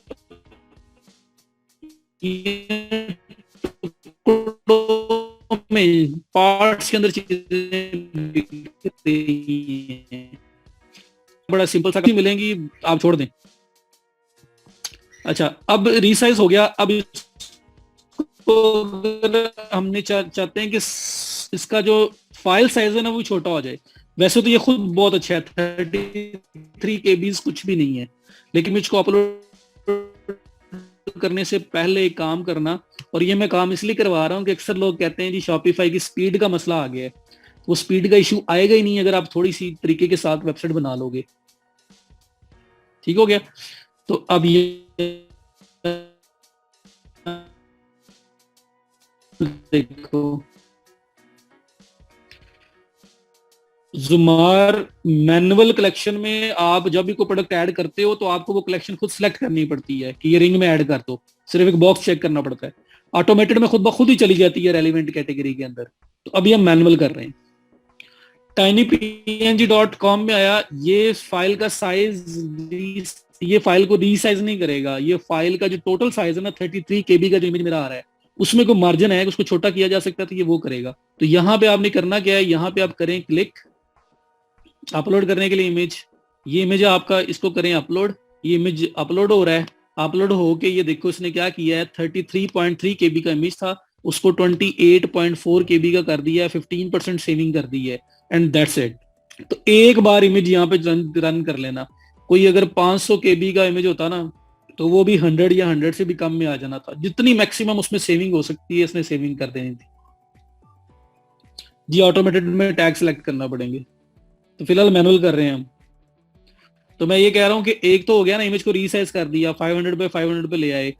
एक और साइड है कि अगर इमेज का जो टोटल साइज है, जैसे 33.3 KB का इमेज है, वो जो हम लेके आए हैं 500 बाय 500 साइज का, इसको एक बार उठाना है और tinypng.com ओपन करना है, वहां पे यहाँ पे क्लिक करके वो इमेज ऐड करना है, वो इमेज अपलोड होगा और फिर आपको डाउनलोड करने का ऑप्शन दे देंगे, और ये बता देंगे कि हमने इसका जो एक्चुअल साइज है ना, जो फाइल साइज है वो रिड्यूस करके 28.4 KB कर दी है। और ये यूजुअली आपके जो इमेज की क्वालिटी है ना उसके ऊपर कोई इफेक्ट नहीं डालता, उसको कंसिडर करते हुए जितना मैक्सिमम सेविंग की जा सकती है वो करता है। तो एक इमेज में अगर 28 केबी भी हो रही है, तो जब आपने एक प्रोडक्ट पे 5 इमेजेस करने हैं तो आप कहाँ तक उसकी सेविंग कर पाओगे। तो अक्सर इमेजेस होते हैं जो एक्सेसिव साइज में होते हैं, तो वो उसको मिनिमाइज कर देता है फाइल साइज को, तो ऑटोमेटिक आपके बर्डन कम पड़ेगा पेज के ऊपर। तो ये चीजें स्पीड के ऊपर जो है ना वो इफेक्ट नहीं होने देती, स्पीड आपकी अच्छी रखने के लिए जरूरी है। मिनिमम कुछ नहीं है, वो 500 वाला इसके आसपास ही होगा। तो वो फाइल के जो डायमेंशन है उसके ऊपर भी डिपेंड कर रहा होता है ना। तो एक बार यहां से चला के कर देना। बेनिश अगर मैं इसको दोबारा यहाँ अपलोड करूंगा ना, ये और सेविंग कर देगा, फिर दोबारा अपलोड करूंगा फिर और सेविंग कर देगा। तो वैसा नहीं करना, एक बार चलाना है, उसमें क्वालिटी के ऊपर फर्क नहीं आएगा। तो आप लोगों ने टाइनी पीएनजी से इमेज लगा के और उसके बाद इसको डाउनलोड करना है। ये वाला मैं यहाँ से डाउनलोड करूंगा, तो ये रिंग्स मेरे पास ऐड हो गया। तो अब आपके पास 28.4 KB का इमेज आ गया, तो मतलब थोड़ी सी सेविंग आपकी हो गई। तो ये इस केस में कम हुई है। अक्सर इमेजेस आपको पता नहीं कितने कितने केबीज 500 केबीज सेव करवा देंगे, तो वो लोड आपके असल में पेज से कम होगा और इसकी क्वालिटी पे कोई फर्क नहीं पड़ेगा। ये देख लो, ओपन करके देख लो इसको, ये इमेज आपके सामने है। ये कंप्रेस्ड मतलब जो उसका फाइल साइज कम हुआ है, ये वाला इमेज है। क्लियर हो गया। तो ये दो काम किया करना जब आप कोई भी इमेज अपलोड करते हो, प्रोडक्ट का, कलेक्शन का, कोई भी image. If I buy maximum hosting space, Sufiyan hosting space का इशू नहीं है, इशू है लोडिंग का। एक पेज के ऊपर 5 इमेजेस लगे हुए हैं, सारे इमेज 5-5 MB के हैं, तो टोटल पेज का जो साइज बनेगा सिर्फ इमेजेस का 25 MB का साइज बन जाएगा। तो नेट कितना कुछ फास्ट होगा लोगों का, तो वो लोड होते हुए टाइम ज्यादा लगेगा, तो आपकी स्पीड कम हो जाएगी पेज की, जो यूजर एक्सपीरियंस खराब करती है। प्रॉब्लम ये है जिसको हमने ओवरकम करना है।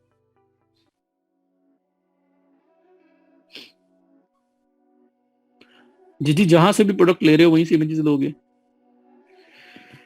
यहां तक बताओ सब कुछ क्लियर है, क्रिस्टल क्लियर है, तो आगे चलो मैं प्रोडक्ट में जाके इमेज ऐड करूंगा। तो ये पॉइंट इंपॉर्टेंट था, हालांकि ये कोई हमारे एक डेवलपर के बेड किया करेंगे, कभी भी अपलोड नहीं करनी। क्लियर। अब यहाँ पे ऐड इमेज पे आके मैं उस इमेज को यहाँ पे लगा दूंगा। ये इमेज पकड़ा, मैंने यहाँ लगा दिया। एक और बात, पीएनजी इमेजेस यूज करने से अवॉइड करना है। पीएनजी इमेज का साइज होता है बड़ा, ठीक है। इसी इमेज को मैं पीएनजी में कन्वर्ट करूंगा, इसका साइज बड़ा हो जाएगा। तो अनटिल अनलेस आपको कोई ट्रांसपेरेंट इमेज चाहिए जिसका बैकग्राउंड नहीं है, अगर वो इमेज चाहिए तो वो मजबूरी है, पीएनजी ही लेना पड़ेगा। उसके अलावा कोई भी इमेज है ना, अगर पीएनजी भी हो तो उसको जेपीजी में कन्वर्ट करके आपने अपलोड करना है। तो पीएनजी इमेजेस को अवॉइड करना, उसका साइज बड़ा होता है। मैं इसी इमेज को कन्वर्ट करूंगा पीएनजी में, तो ये फाइल साइज बड़ा हो जाएगा। तो हालांकि काम कोई भी नहीं फर्क पड़ना, ऐसे भी सही यूज हो रहा है, तो मैं पीएनजी में क्यों लेके जाऊं। तो PNG images are not recommended. हाँ, transparent background, without background image चाहिए तो उसमें पीएनजी मजबूरी है। जेपैग में हाँ जी बैकग्राउंड आता ही आता है। नहीं नहीं, ट्रांसपेरेंट होता है पीएनजी का। अच्छा जी, तो ये देखो मैंने इमेज लगा दिया, दैट्स इट, बस यहां तक ही करना था। ये देखें, टाइटल, डिस्क्रिप्शन, मैनुअल ऐड करेंगे और इमेज लगाया, और ये नीचे सेव का बटन आ रहा है, यहाँ पे कर दूंगा click, and that's it. Background remove करना हो, हाँ जी, फिर वो remove.bg है, वहां से हो जाता है। लेकिन क्या करना है अभी आपने, आपके बने बनाए इमेजेस मिलने हैं, तो ज्यादातर आपको काम करना नहीं पड़ना।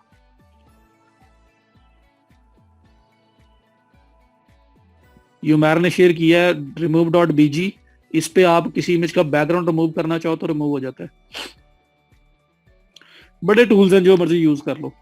अच्छा जी, ये कलेक्शन ऐड हो गई हुई है, आप देखो ये आपको लिखा हुआ आ रहा है created drawings, view on your online store, create another collection. तो मैं एक दफा ये कलेक्शन जो लिखा हुआ आ रहा है इस पे क्लिक करता हूँ, वापस जाता हूँ। तो पहले कोई कलेक्शन नहीं थी, अब रिंग्स की कलेक्शन आपके पास पड़ी हुई है।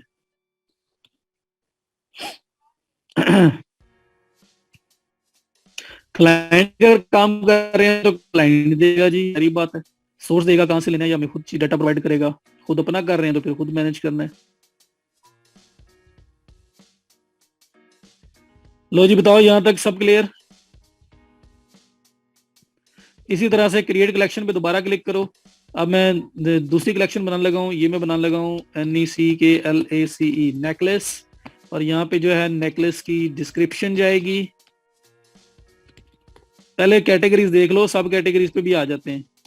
डिस्क्रिप्शन आ गई, नेकलेस डिस्क्रिप्शन। उसके बाद मैनुअली इसको भी रख रहा हूँ मैं, और उसके बाद ये इमेज लगाना है मुझे। तो ऐसे ही जैसे मैंने पहले लिया है, अपने लिए ले रहा हूँ, आप लोगों ने ऐसे नहीं लेना। नेकलेस, यहाँ पे मैं सर्च भी ऐसे कर सकता हूँ कि मुझे कोई इमेज ही ऐसा मिले जो 500 बाय 500 वाला ही मैं अपने लिए कर रहा हूँ। आपने नहीं करना इस तरह।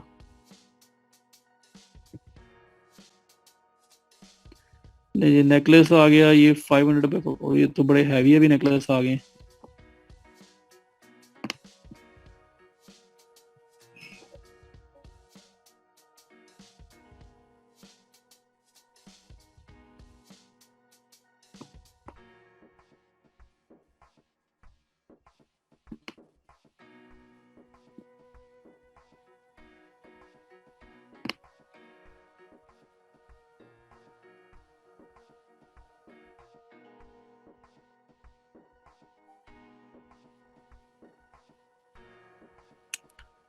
किधर गया नेकलेस? सिंपल ही करता हूँ इमेज के उसके बगैर।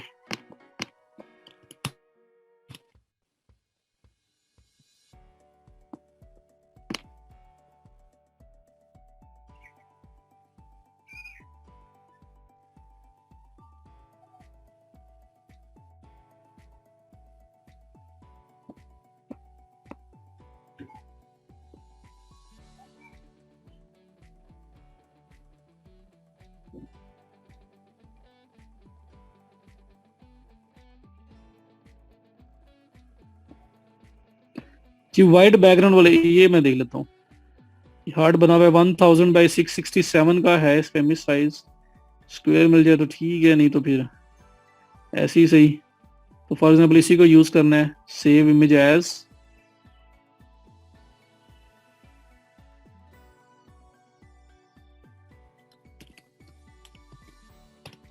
नेकलेस बस मैं एक दो वही ले रहा हूँ।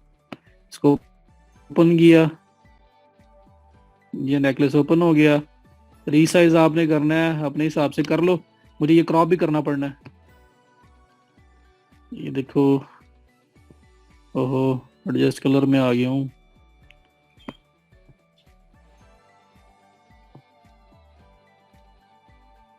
कोई बात नहीं, आप पहले पहले वाले नेकलेस ले लीजिएगा ना, मैं फिलहाल सेटिंग कर रहा हूँ इसी तरह से। अच्छा देखो, ये 667, इसकी विड्थ 1000 है, इसकी हाइट 667 है। तो ये थोड़ा सा जो ना वो नेकलेस हैवी है, तो मैं ऐसे करता हूँ 500 हाइट रखता हूँ, विड्थ ज्यादा है, उसको सेट कर लेते हैं। ये रीसाइज हो गया, अब क्रॉप कर लूंगा तो साइज बराबर हो जाएगा, ये देखना। ये 500 बाय 500 चाहिए ना मुझे, या 600 बाय 600 फिलहाल कर लेता हूँ, इसको फर्दर कर लूंगा। नहीं, 500 किया मैंने, तो एक साइड से तो 500 है, दूसरी साइड से भी 500 करना है। ये हो गया, ये हो गया 500। ये करके मैं इसको क्रॉप कर रहा हूँ, ये भी पेंट के अंदर ऑप्शन होता है, काट दिया मैंने। मैं बस वैसे जी काफी सालों से कर रहा हूँ, तो ये मैं इसको सेव कर लेता हूँ। तो रीसाइज कर लो, ऑनलाइन रीसाइजर से कर लो, जहां से मर्जी करो, आपने कर लेना है। ये मेरा नेकलेस भी बन गया। अब इसी तरह से आपने नेकलेस जो है इसको tiny.png से भी गुजार लेना है, और tiny.png से गुजार के यहाँ पे आना है, ऐड इमेज। और ये भी बड़े फायदे का लेक्चर है, ये इमेज रीसाइज पर लग गया है। कोई ये तो नहीं ना कहेगा कि बेसिक्स नहीं कराई, इमेज किसी को रीसाइज करना नहीं भी आता, ऐसी बात तो नहीं ना कोई करेगा। ये नेकलेस आ गया ऐड, ये सेव पे क्लिक किया, ये भी सेव हो गया जी, डन हो गया। इसको किया खत्म। मैं फिलहाल 2 कलेक्शन पे चला जाऊं, बात इस तरह कलेक्शन आपने और ऐड करनी हो कर लोगे। चलो, अब कलेक्शन से निकल के अब ये कलेक्शन में मैं दोबारा क्लिक करता हूँ, देखो मेरे पास रिंग्स और नेकलेस 2 कलेक्शन आ गई हुई है। अब ये ऐड हो गई। अब मैंने चले जाना है ऑल प्रोडक्ट्स के ऊपर, यहाँ पे चला जाना है। ऑल प्रोडक्ट्स के अंदर मेरे पास देखो अभी कोई प्रोडक्ट नजर नहीं आ रही, यहाँ पे कोई प्रोडक्ट ऐड नहीं हुई। मुझे वो कह रहे हैं कि add your product, resize paint से कर लो। मैंने ऑनलाइन रीसाइज वाला ऑप्शन भी दिया है। गूगल पे लिखो इमेज, ऑनलाइन इमेज रीसाइजर, तो लाइनें लग जाएंगी। तो कोई भी आप उसमें से यूज कर लो। तो सिर्फ रीसाइज करना है आपने। और अगर आपके पास अच्छी बनी बनाई मिल गई पिक्चर, जब आप प्रोडक्ट हंटिंग करोगे तो फिर आपको वो काम भी नहीं करना पड़ेगा। बहरहाल ये आपके पास प्रोडक्ट वाला सेक्शन आ गया। यहाँ पे भी प्रोडक्ट कोई भी ऐड नहीं हुई। तो मैं सबसे पहले मैनुअल प्रोडक्ट ऐड करके बताने लगा हूँ, फिर मैं ऑटोमेशन पे जाऊंगा। मैनुअल में जो पहली प्रोडक्ट है वो सिंपल प्रोडक्ट है, मैं वो ऐड करने लगा हूँ। रिंग ऐड करने के बाद नेकलेस की कलेक्शन ऐड की है हफ्सा, और उसके बाद मैं ऑल प्रोडक्ट्स में आ गई हूँ और मैं पहली प्रोडक्ट ऐड करने लगा हूँ। ये आपके पास ऐड योर प्रोडक्ट्स का ऑप्शन आ रहा है, इस पे क्लिक करके पहली प्रोडक्ट ऐड होनी है। करूं ऐड, प्रोडक्ट ऐड करके क्लोज कर दूंगा लेक्चर। सिंपल एक पहली प्रोडक्ट ऐड करके। तो ये यहाँ पे ऐड योर प्रोडक्ट्स के ऊपर करते क्लिक, तो ये आप पहली प्रोडक्ट ऐड करने लगे हो अपने स्टोर के ऊपर। मैनुअल डिस्क्रिप्शन आ गई, उसी तरह की सारी चीजें आ रही हैं। यहाँ पे भी मैं एक ना जो है वो कोई एक प्रोडक्ट ले लेता हूँ। लेट्स सी, हम लोग अली एक्सप्रेस से ही ले लेते हैं, कोई एक प्रोडक्ट ले लेते हैं और उसको ऐड करते हैं, या किसी भी स्टोर से ले लेते हैं। ये एक्सपोर्ट लेफ्ट ओवर था, दराज था, मेरे पास यहाँ पे इमेजेस ही आई हुई थी, बल्कि वहीं से ले लेते हैं कोई अच्छी प्रोडक्ट लो। प्रोडक्ट ऐड करना सीखें, प्रोडक्ट जैसी भी हो। सपोज कि हम लोग रिंग था पहले,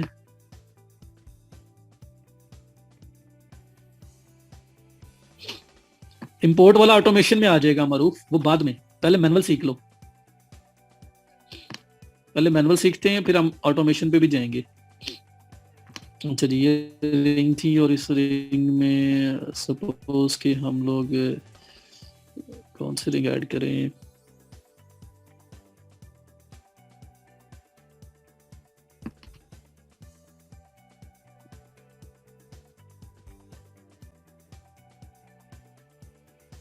ये किसी स्टोर में पड़ी हुई है, इसी को ओपन कर लेता हूँ।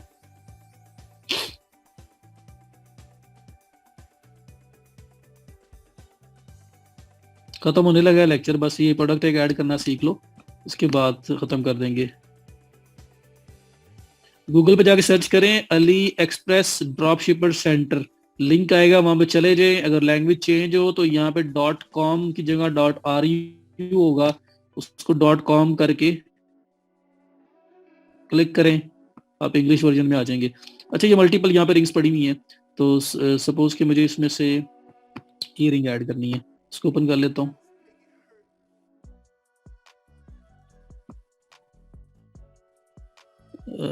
इसका तो हाँ चलो बेस्ट है ये इमेज है इसका, इसको मैं सेव एज कर लेता हूँ। लॉन्ग लाइफ जो अच्छा रिंग है, इसको किया डाउनलोड सेव। मेरा ख्याल है ये है ही 500 बाई 500 साइज के अंदर, मतलब स्क्वायर साइज के अंदर है। एडजस्ट साइज किया 1000 बाई 1000 है, 500 बाई 500 किया। रीसाइज करना आपको बताया हुआ है, इसलिए मैं इसको अब फास्ट किया, मैंने सेव कर दिया। अब मैं वापस आता हूँ और ये प्रोडक्ट है, मैं इसको लेके चल रहा हूँ। तो सपोज मैं अभी टाइटल वगैरह हर चीज यहीं से ले रहा हूँ ताकि फटाफट से हो जाए। यहाँ पे टाइटल पे आया मैं, मतलब ऑल प्रोडक्ट्स में आया, वहाँ पे ऐड न्यू प्रोडक्ट किया, टाइटल में आया, यहाँ पे लिखा प्रोडक्ट का नाम। नाम लिखने के बाद उसकी डिस्क्रिप्शन, तो डिस्क्रिप्शन इसकी देख लेते हैं कहाँ दी हुई है। डिस्क्रिप्शन दी हुई माशाल्लाह, इन्होंने डिस्क्रिप्शन नहीं दी हुई। तो खैर यहाँ पे आपकी प्रोडक्ट की डिस्क्रिप्शन होगी, उसके बाद फीचर्स होंगे। मतलब यहाँ टॉप पे यूजुअली होता है कि शॉर्ट डिस्क्रिप्शन होती है, को 100-150 वर्ड की लिखनी चाहिए। शॉर्ट डिस्क्रिप्शन आप देते हैं यहाँ पे, और उसके बाद नीचे फीचर्स आते हैं। फीचर्स के नीचे फिर आप feature number 1, feature number 2, feature number 3, feature number 4, इस तरह मल्टीपल जो है ना आपके पास फीचर्स आ रहे होते हैं। तो मैं वो ऐड नहीं कर रहा। Feature 1, feature 2 and so on. और ये जो फीचर्स ऊपर लिखा हुआ आ रहा है, क्योंकि ये हेडिंग है, तो इस पूरे को करें सिलेक्ट, और ये ऊपर लिखा हुआ आ रहा है पैराग्राफ। इस पैराग्राफ जो है ना, इस पे करेंगे क्लिक, और क्लिक करके आप यहाँ पे कर देंगे हेडिंग 2। तो ये आपकी सेकंड हेडिंग बन जाएगी। फर्स्ट हेडिंग तो आपका टाइटल हो गया ना, तो ये हेडिंग 2 आपकी सेकंड हेडिंग ये बन गई, और इसके नीचे फीचर 1, फीचर 2, फीचर 3 इस तरह से लिखा हुआ आपके पास आ रहा होगा। समझ आ रहा है ना ये वाला? मैं तो सैंपल लिख रहा हूँ ना, सैंपल डाटा ही लिख रहा हूँ यहाँ पे, प्रॉपर तो डिस्क्रिप्शन नहीं लिख सकता मैं। Feature 3 and so on. ठीक है, तो एड प्रोडक्ट में आया, टाइटल दिया, शॉर्ट डिस्क्रिप्शन को 1.5 लाइन की 2 लाइनों की आपकी को 100-150 वर्ड की भी जा सकती है। उसके बाद फीचर्स बताए, इस प्रोडक्ट के फीचर्स क्या क्या हैं, और फीचर्स यहाँ पे इसने शायद कोई खास बताए नहीं हुए, वो बता दिए आपने, और दैट्स इट, ये हो गया। उसके बाद नीचे आए यहाँ पे मीडिया है, इसकी इमेज तो मैं ऐड फाइल पे करता हूँ क्लिक, और हम लोगों ने ये प्रोडक्ट जो है वो ऑलरेडी डाउनलोड की हुई है, उसका इमेज डाउनलोड किया हुआ है। तो मैं इसको करता हूँ सेलेक्ट एंड ओपन, ये आपके पास इमेज हो गया ऐड। मारूफ, आपने ऐसे नहीं करना, अली एक्सप्रेस पे नहीं आएगा, वहां वो खास ब्रांड्स हैं ही वो कुछ भी नहीं कहते। हाँ, अगर किसी इमेज के ऊपर ब्रांड का लोगो लगा हो तो लोगो निकाल देना जरा, बस ये काम कर लेना। एसईओ बेस्ड डिस्क्रिप्शन क्लास पूरा एक लेक्चर रखूंगा मैं इसके ऊपर, कंटेंट राइटिंग के ऊपर, सो डोंट वरी। अच्छा, इसके ऊपर ये देखें, लोगो भी क्रॉप करके पेंट से लोगो निकल जाएगी, आप वो लोगो वाली पार्ट सेलेक्ट करके डिलीट कर देना, तो किसी भी एडिटर से हो जाएगा, अगर इन केस अगर हो तो। अच्छा, अब ये मैंने इमेज लगा दिया। अभी तक मैंने क्या किया है, प्रोडक्ट के पेज पे आया हूँ, टाइटल दिया है, डिस्क्रिप्शन, उसके बाद मीडिया में आके इसका इमेज, एक इमेज है, 2 इमेजेस हैं, 3 इमेजेस हैं, 4 इमेजेस हैं, जितने भी इमेजेस हैं आप यहाँ पे लगाएंगे। अब देखो, ऐड मीडिया पे क्लिक किया, अगर और इमेजेस लगाने हैं तो मेरे पास तो और इमेजेस के नहीं है क्योंकि प्रोडक्ट ही एक है। बट फॉर एग्जांपल मैं इसी को दोबारा अपलोड कर देता हूँ, सिर्फ आपको दिखाने के लिए कि फॉर एग्जांपल अगर इसके मल्टीपल इमेजेस होते हैं तो कैसे नजर आते हैं। तो 2 बार इसको और ऐड कर देता हूँ मैं, बल्कि 2 बार क्यों ऐड कर रहा हूँ, ताकि आपको गैलरी इमेजेस का भी आइडिया हो जाए और मेन इमेज का भी आइडिया हो जाए। तो ये मैंने 2 और ऐड कर दिया, आप और इस तरह से और भी कर सकते हैं। तो ये आपका मेन इमेज है जो प्रोडक्ट के पेज पे डिस्प्ले होगा, और ये नीचे उसके जो छोटे छोटे गैलरी इमेजेस आ रहे होते हैं जिन पे क्लिक करें तो वो ओपन होते हैं, नजर आते हैं, ये वो ऐड हो रहे हैं। तो एक प्रोडक्ट के जितने भी इमेजेस हैं वो आप यहाँ पे ऐड कर देंगे। और इन केस अगर आप चाहते हो कि इसको मेन बनाना है, इसको नहीं बनाना, तो ड्रैग ड्रॉप करें तो रिप्लेस हो जाता है। अभी तो फील नहीं होगा कुछ भी क्योंकि सेम इमेजेस है, लेकिन ये ऐसे ही होता है, ड्रैग ड्रॉप करो तो रिप्लेस हो जाता है। तो एक मेन इमेज होगा, बाकी गैलरी इमेजेस होंगे। ठीक है जी, कलेक्शन ऐड की है, अब प्रोडक्ट ऐड कर रहा हूँ। सुफियान, मैं एसईओ वाइज या वो कीवर्ड यूज करना, मैं तो कुछ भी नहीं यूज कर रहा। अभी मैं सिर्फ डमी बता रहा हूँ, मैं कंटेंट राइटिंग के ऊपर कि अच्छी एसईओ ऑप्टिमाइज्ड डिस्क्रिप्शंस लिखते कैसे हैं, पूरा कंटेंट कैसे लिखते हैं, कैटेगरीज का कंटेंट कैसे लिखते हैं, एक लेक्चर रखूंगा जिसमें कंटेंट के बारे में गाइड करूंगा। अभी मैं नहीं कर रहा वो, अभी मैं सिर्फ प्रोडक्ट अपलोड करके दिखा रहा हूँ डमी डाटा के साथ।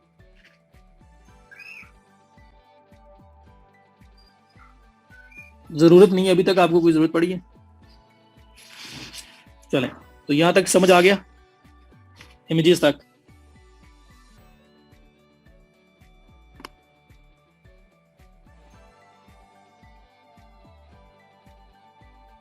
अभी टेस्टिंग के लिए, प्रैक्टिस करने के लिए जहां से मर्जी इमेजेस ले लो।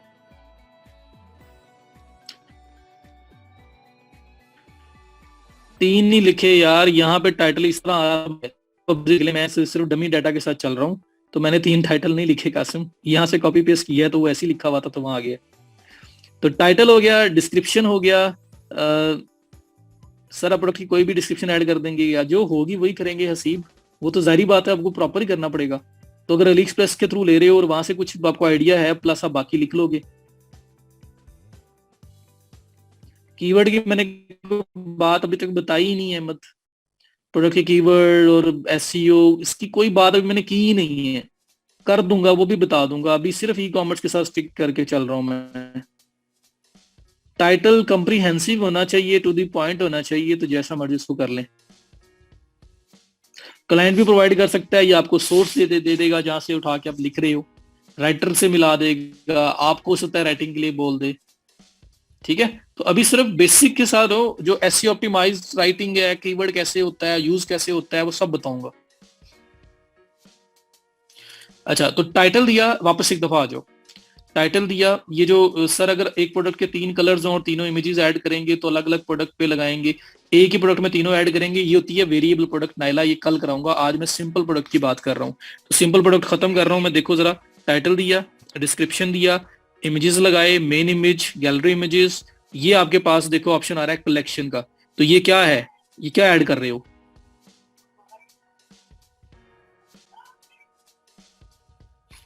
ये क्या ऐड कर रहे हो, रिंग ऐड कर रहे हो। और ये कैटेगरी कब है, कैटेगरी तो ऐड हो चुकी हुई है रिंग्स की और नेकलेस की। अब मैं प्रोडक्ट में आगे प्रोडक्ट ऐड कर रहा हूँ ना, तो रिंग ऐड कर रहा हूँ ना। तो कलेक्शन पे क्लिक करूंगा मैं, ये देखो दो जो मैंने कैटेगरीज ऐड की हुई हैं वो मेरे पास आ रही हैं, नेकलेस, रिंग्स। तो मैंने क्या सिलेक्ट करना है, रिंग्स। ये काम था मैनुअली, बस ये इस काम को वो मैनुअल कह रहे थे। तो आराम से यहाँ पे रिंग सिलेक्ट करो, बस ये प्रोडक्ट आपके रिंग में ऐड होगी। तो ये मैनुअल इतना सा काम था, सिर्फ क्लिक करके आपने बताना है कि इसको किस कलेक्शन में ऐड करो। तो मैंने क्लिक करके नेकलेस रिंग को कर दिया सिलेक्ट, तो ये रिंग में ऐड होगी। नहीं मरियम, डिफरेंट डिजाइन के लिए डिस्क्रिप्शन अलग नहीं लिखेंगे, मैं बताऊंगा उसके बारे में।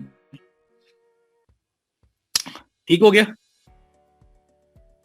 प्रोडक्ट टाइप ये यार आपके अपने इंटरनल यूज के लिए है कि ये है क्या क्या, इसके अंदर क्या चीज आप सेल कर रहे हो वो बताना है। वेंडर है कि किस जगह से ले रहे हो, तो आपके इंटरनल रिकॉर्ड के लिए डिस्प्ले भी करवा सकते हो लोगों को और नहीं भी करवा सकते, कि आप किस वेंडर से, किस होलसेलर से ले रहे हो। वेंडर मॉडल भूल गए, तो ये वो चीज है।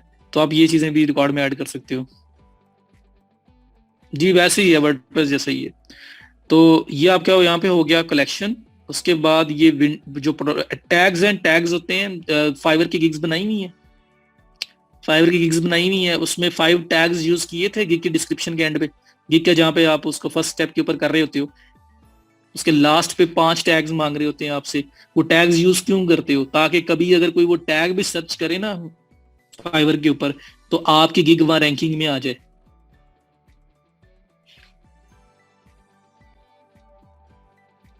ऐसी है ना। तो वही मकसद यहाँ पे है। तो रेलिवेंट रिंग, जो भी रिंग की टाइप होगी वो रिंग के रिलेटेड जो है आप यहाँ पे टैग्स यूज करेंगे, कॉमर्स के साथ उसको डिफरेंशिएट करेंगे, ताकि कोई अगर आपके स्टोर पे आता है और सर्चिंग करता है तो आपकी प्रोडक्ट वहां निकल के उसके सामने आ जाए। सही हो गया। तो प्रोडक्ट की सर्च को इनहेंस करने के लिए यूज करते हैं हम लोग ये वाला। तो ये आपका हो गया title, description, images, gallery images, उसके बाद कलेक्शन, कलेक्शन के बाद ये आ गई प्राइसिंग। प्राइसिंग में आ रही है एक सिंपल प्राइस आ रही है, एक कंपेयर एट प्राइस आ रही है। ये दोनों प्राइसेस में क्या डिफरेंस है ये देख लो। जो सिंपल प्राइस है, ये प्राइस होती है आपकी कि जिस प्राइस के ऊपर प्रोडक्ट आपकी सेल होगी, मींस कि आप क्या उस, और ये वो प्राइस है जिस पे सेल होगी। $11 कस्टमर से लोगे।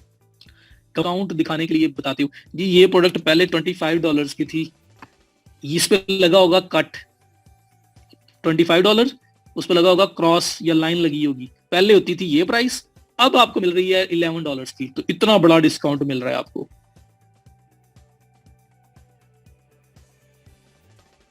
जाहिर बात है सुमेरा एली एक्सप्रेस की यूज करोगे।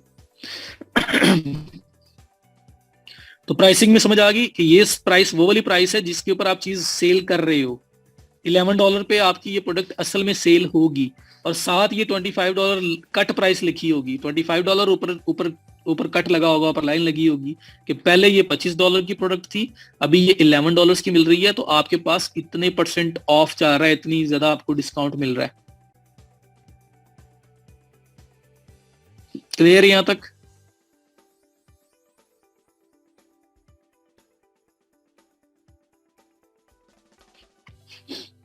अच्छा, उसके नीचे देखो लिखा हुआ है cost per item. Cost per item क्या है, ये आपके इंटरनल रिकॉर्ड के लिए। ये नीचे लिखा भी हुआ है कस्टमर्स वांट्स दिस। ये प्रोडक्ट आपको कितने की मिल रही है। आप नहीं चाहोगे कि ये जो प्राइसिंग है और जो प्रॉफिट मेरा कैलकुलेशन है वो सारी इधर ही होती रहे, शॉपिफाई के ऊपर ही होती रहे। तो आप उसके लिए यहाँ पे कॉस्ट लिखते हो कि मुझे ये चीज कितने की मिल रही है। तो सपोज मुझे अली एक्सप्रेस से, जैसे आसफ कह रहे हैं मुझे अली एक्सप्रेस से ये चीज मिल रही है $3 की, जहां से भी मैं सोर्सिंग कर रहा हूँ। तो ये मेरे रिकॉर्ड के लिए जितनी भी प्रोडक्ट्स बिकेंगी इस कॉस्ट की बेस पे और सेल प्राइस की बेस पे मेरा प्रॉफिट मार्जिन कैलकुलेट होता रहेगा और मुझे एनालिटिक्स में नजर आता रहेगा कि आप इतने प्रॉफिट में जा रहे हो, इतने लॉस में जा रहे हो। ठीक हो गया। तो ये कस्टमर को नजर नहीं आता, ये आपके इंटरनल रिकॉर्ड के लिए। कमर ये आपके इंटरनल रिकॉर्ड के लिए कि आपको ये चीज मिल रही है $3 की, आप उसको सेल कर रहे हो $11 का, तो आपका जो प्रॉफिट मार्जिन है 72.7% है। जैसी चीजें सेल हो रही होंगी साथ साथ आपका ये मार्जिन कैलकुलेट होके आपके एनालिटिक्स में शो हो रहा होगा कि आप लॉस में जा रहे हो या प्रॉफिट में जा रहे हो।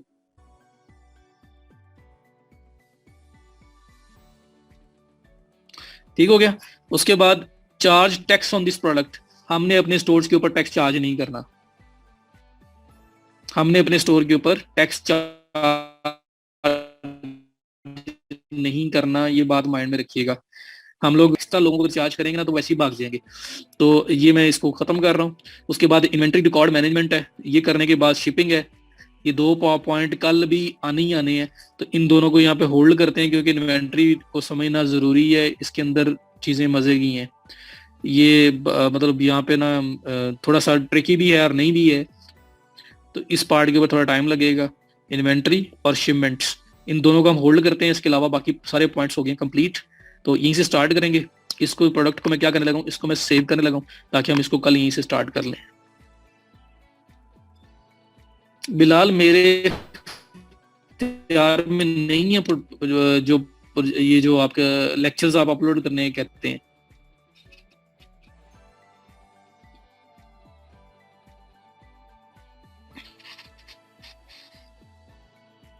मैंने ड्राफ्ट मूड में सेव किया, अभी लाइव नहीं है ये, तो सेव हो गया। कल हम यहीं से स्टार्ट करेंगे।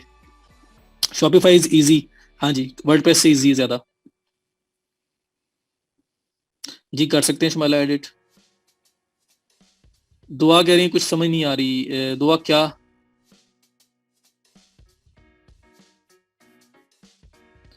मैं तो बहुत स्लो गया हूँ, मतलब आप लोगों को साथ लेके चलने के लिए। क्या पार्ट समझ नहीं आया मुझे, जल्दी से बता दें। दुआ अभी इस चीज का मेरे पास कोई सोल्यूशन नहीं है। जो आप ज्वाइन आपने अभी किया है, मीन्स कि आप खुद देख लो मैं क्या कर सकता हूँ उसमें। मैंने आप लोगों को हम्बल एक रिक्वेस्ट की है कि किसी तरह से सिर्फ लेक्चर टाइमिंग के अंदर कुछ भी मैनेज करो। कोई बैक एंड कोई बैकअप रखो, कुछ भी किसी तरह से जैसे भी मैनेज हो सकता है, सिर्फ लेक्चर टाइम मैनेज करो मुझे। क्योंकि अब ये वो चीज है जिसमें मैं आपको हेल्प नहीं कर सकता कि लाइट वाला जो प्रॉब्लम है या नेट का जो प्रॉब्लम है। मैं रिपीट भी कर दूंगा, मुझे कल बोलोगे मैं सारा लेक्चर दोबारा रिपीट कर दूंगा। प्रॉब्लम इज दिस कि जो बाकी लोग हैं वो उनके लिए फिर वो चीज बुरी हो जाती है। वो लोग फिर कहते हैं जी कि हमारा क्या कसूर है, हम कल भी थे, आज फिर हम वही कर रहे हैं। तो ये प्रॉब्लम। अभी ऐसा करो प्लीज, कोई दुआ को अभी आज ही अगर हो सकता है, जितना मैंने करवाया है कलेक्शन आईडी की और प्रोडक्ट आप करवाओगे 10 मिनट नहीं लगने आपके। कोई पर्सन भी जो है वो दुआ को किसी से भी हेल्प ले लो। अभी आपके पास नेट ऑन है, लाइट ऑन है, जो मैंने किया है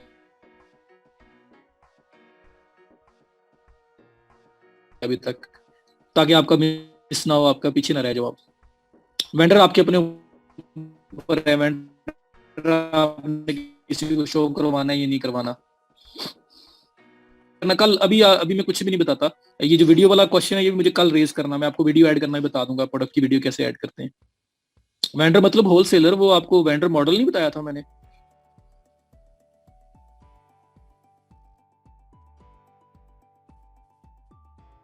वेंडर शो ना करवाना ना, टेंशन क्या है, वेंडर हमारे ऊपर है।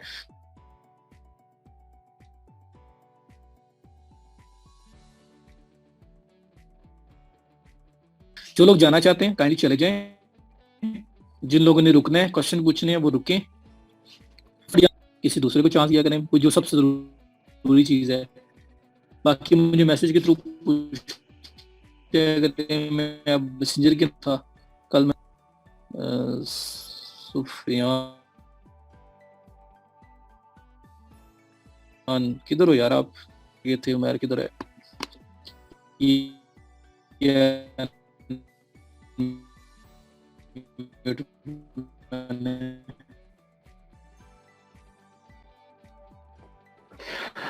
हेलो, अस्सलाम वालेकुम सर। जी से रिलेटेड थोड़े से क्वेश्चन जी थे कि क्योंकि वर्ड प्रेस में मैं ऑलरेडी कर रहा हूँ सर। अगर हम लेट्स से अगर एसईओ के पर्सपेक्टिव से देखा जाए तो मतलब ये जी थोड़ा सा आउट ऑफ कॉन्टेक्स्ट होगा, लेकिन ये जब ये वर्ड प्रेस करेंगे तो थोड़ी हेल्प होगी। अगर एसईओ से एसईओ के पर्सपेक्टिव से देखें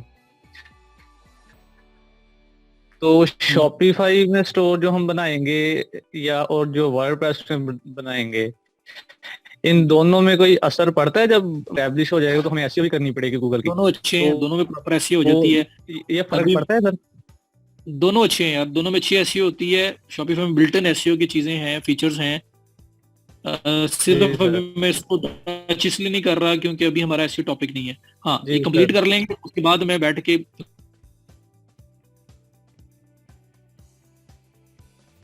टेक्निकल जो एसईओ बता दूंगा। ठीक है सर, ठीक है।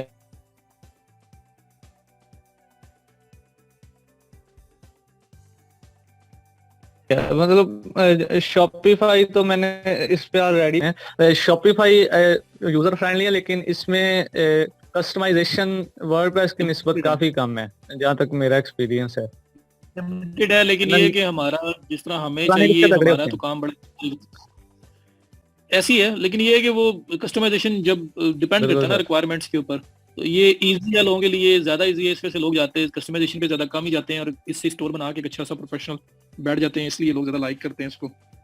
बाकी जी जो है सर। अपॉर्चुनिटीज तो दोनों तरफ ही हैं। ठीक है, अच्छा सर। जो हम अभी अपना प्रोडक्ट हंट करके, जो लास्ट क्वेश्चन है, जो प्रोडक्ट हंट करके जब स्टोर बनाएंगे तो जी वो हमारे लिए ऑप्शनल होगा कि हम शॉपिफाई भी अपना बनाना चाहते हैं या वर्डप्रेस पे बनाना चाहते देखिए, हैं? इस पे मर्जी। स्टार्टिंग में जो अफोर्ड करता होगा वही शॉपिफाई पे जा सकता है, वरना वर्डप्रेस पे जाना पड़ेगा। इसलिए वर्डप्रेस पे मैंने ऐड किया है, वरना वो तो था ही नहीं। तो वो भी मैंने ठीक है। ज्यादा डेमो बेस्ड बताना है, ताकि टीम से डेमो इंपोर्ट करके उसके अंदर कम से कम मतलब मेहनत में जो ठीक बन है सके, सर। तो बताना है मैंने, ताकि आप उस पर स्टार्ट ओके ले सकें। ये तो ओके महंगा सर। काम है। ओके सर, अगर वर्डप्रेस का लेक्चर डिलीवर करना हो, अगर मैं हेल्प कर सका उसमें, तो I am always available for जी वर्डप्रेस। जरूर जरूर, मैंने नोट किया है, मैंने मैसेज भी जी किया सर, आपको, मैंने देख देख लेना। लिया। Okay sir, thank you very much. अल्लाह हाफिज। अल्लाह हाफिज।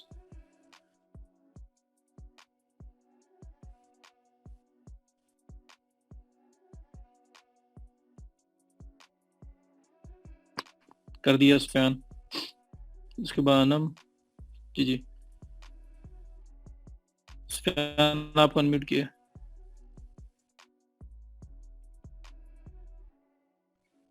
वो फिर म्यूट कर लिया आपने, मैंने अनम्यूट किया था, दोबारा किया सुफियान। अस्सलाम वालेकुम सर। वालेकुम सलाम जी, सुफियान क्या हाल है? सर अल्लाह का मेरा शुक्र, आप मोबाइल, कैसे हैं सर? हाँ। अच्छा सर, मेरा क्वेश्चन इससे रिलेटेड नहीं है। हम्म मैंने जस्ट ये कहना था कि मैं पोस्ट करता हूँ कोई भी, यानी कि नोट्स या वट एवर, तो उसमें हम्म बहुत देर हो जाती है, यानी कि एक्सेप्ट पोस्ट करने में। हम्म तो या तो आप काइंडली किसी और को हम्म एडमिन बना दें, किसी को भी, कि वो मतलब पोस्ट को एक्सेप्ट करता जाए फिल्टर करके। तो मतलब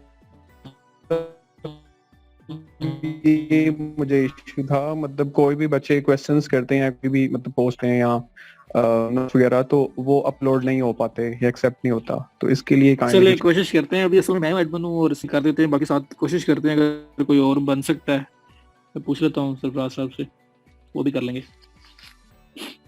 अच्छा जी, उसके बाद कौन था और,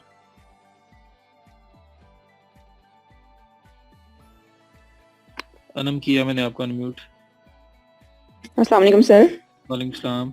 सर मैं कल ये प्रैक्टिस कर रही थी शॉपिफाई की, तो पिक्चर्स जी जब जी अपलोड कर रही थी तो अली एक्सप्रेस से मैंने मतलब एक आइटम ली हुई जी थी। जी तो जैसे डिफरेंट उसकी पिक्चर्स आ रही होती हैं, एक मेन इमेज होता है, एक बाकी छोटी दिखा रहे होते हैं जी वो। जी। तो वो मतलब वो छोटी साइज की ही डाउनलोड हो रही थी, उसमें बड़ा इशू आ रहा था।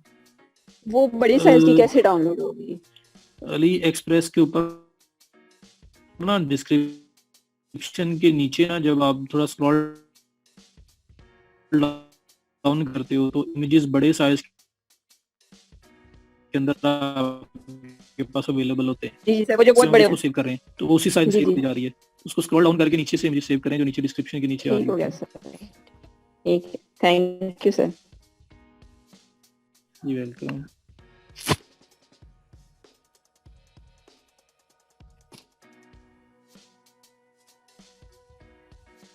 जी मुबीन आपको किया है अनम्यूट।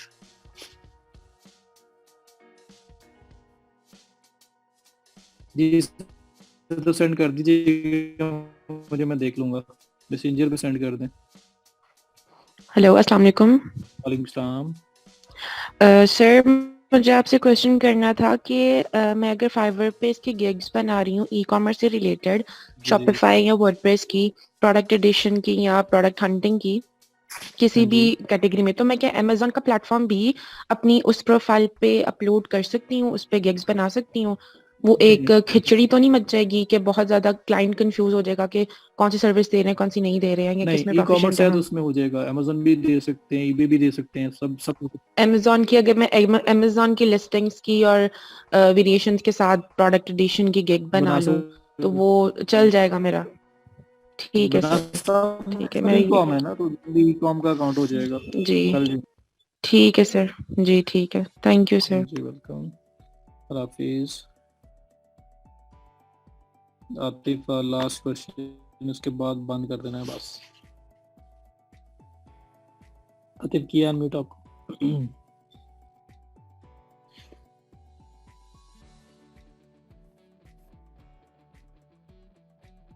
क्या हुआ सर सुहेब का, क्या बात चल रही है? जी अस्सलाम वालेकुम सर, कैसे हैं? जी करम अल्लाह का। आतिफ आप सुनाए। हाँ शुक्र अल्लाह का सर, खैरियत।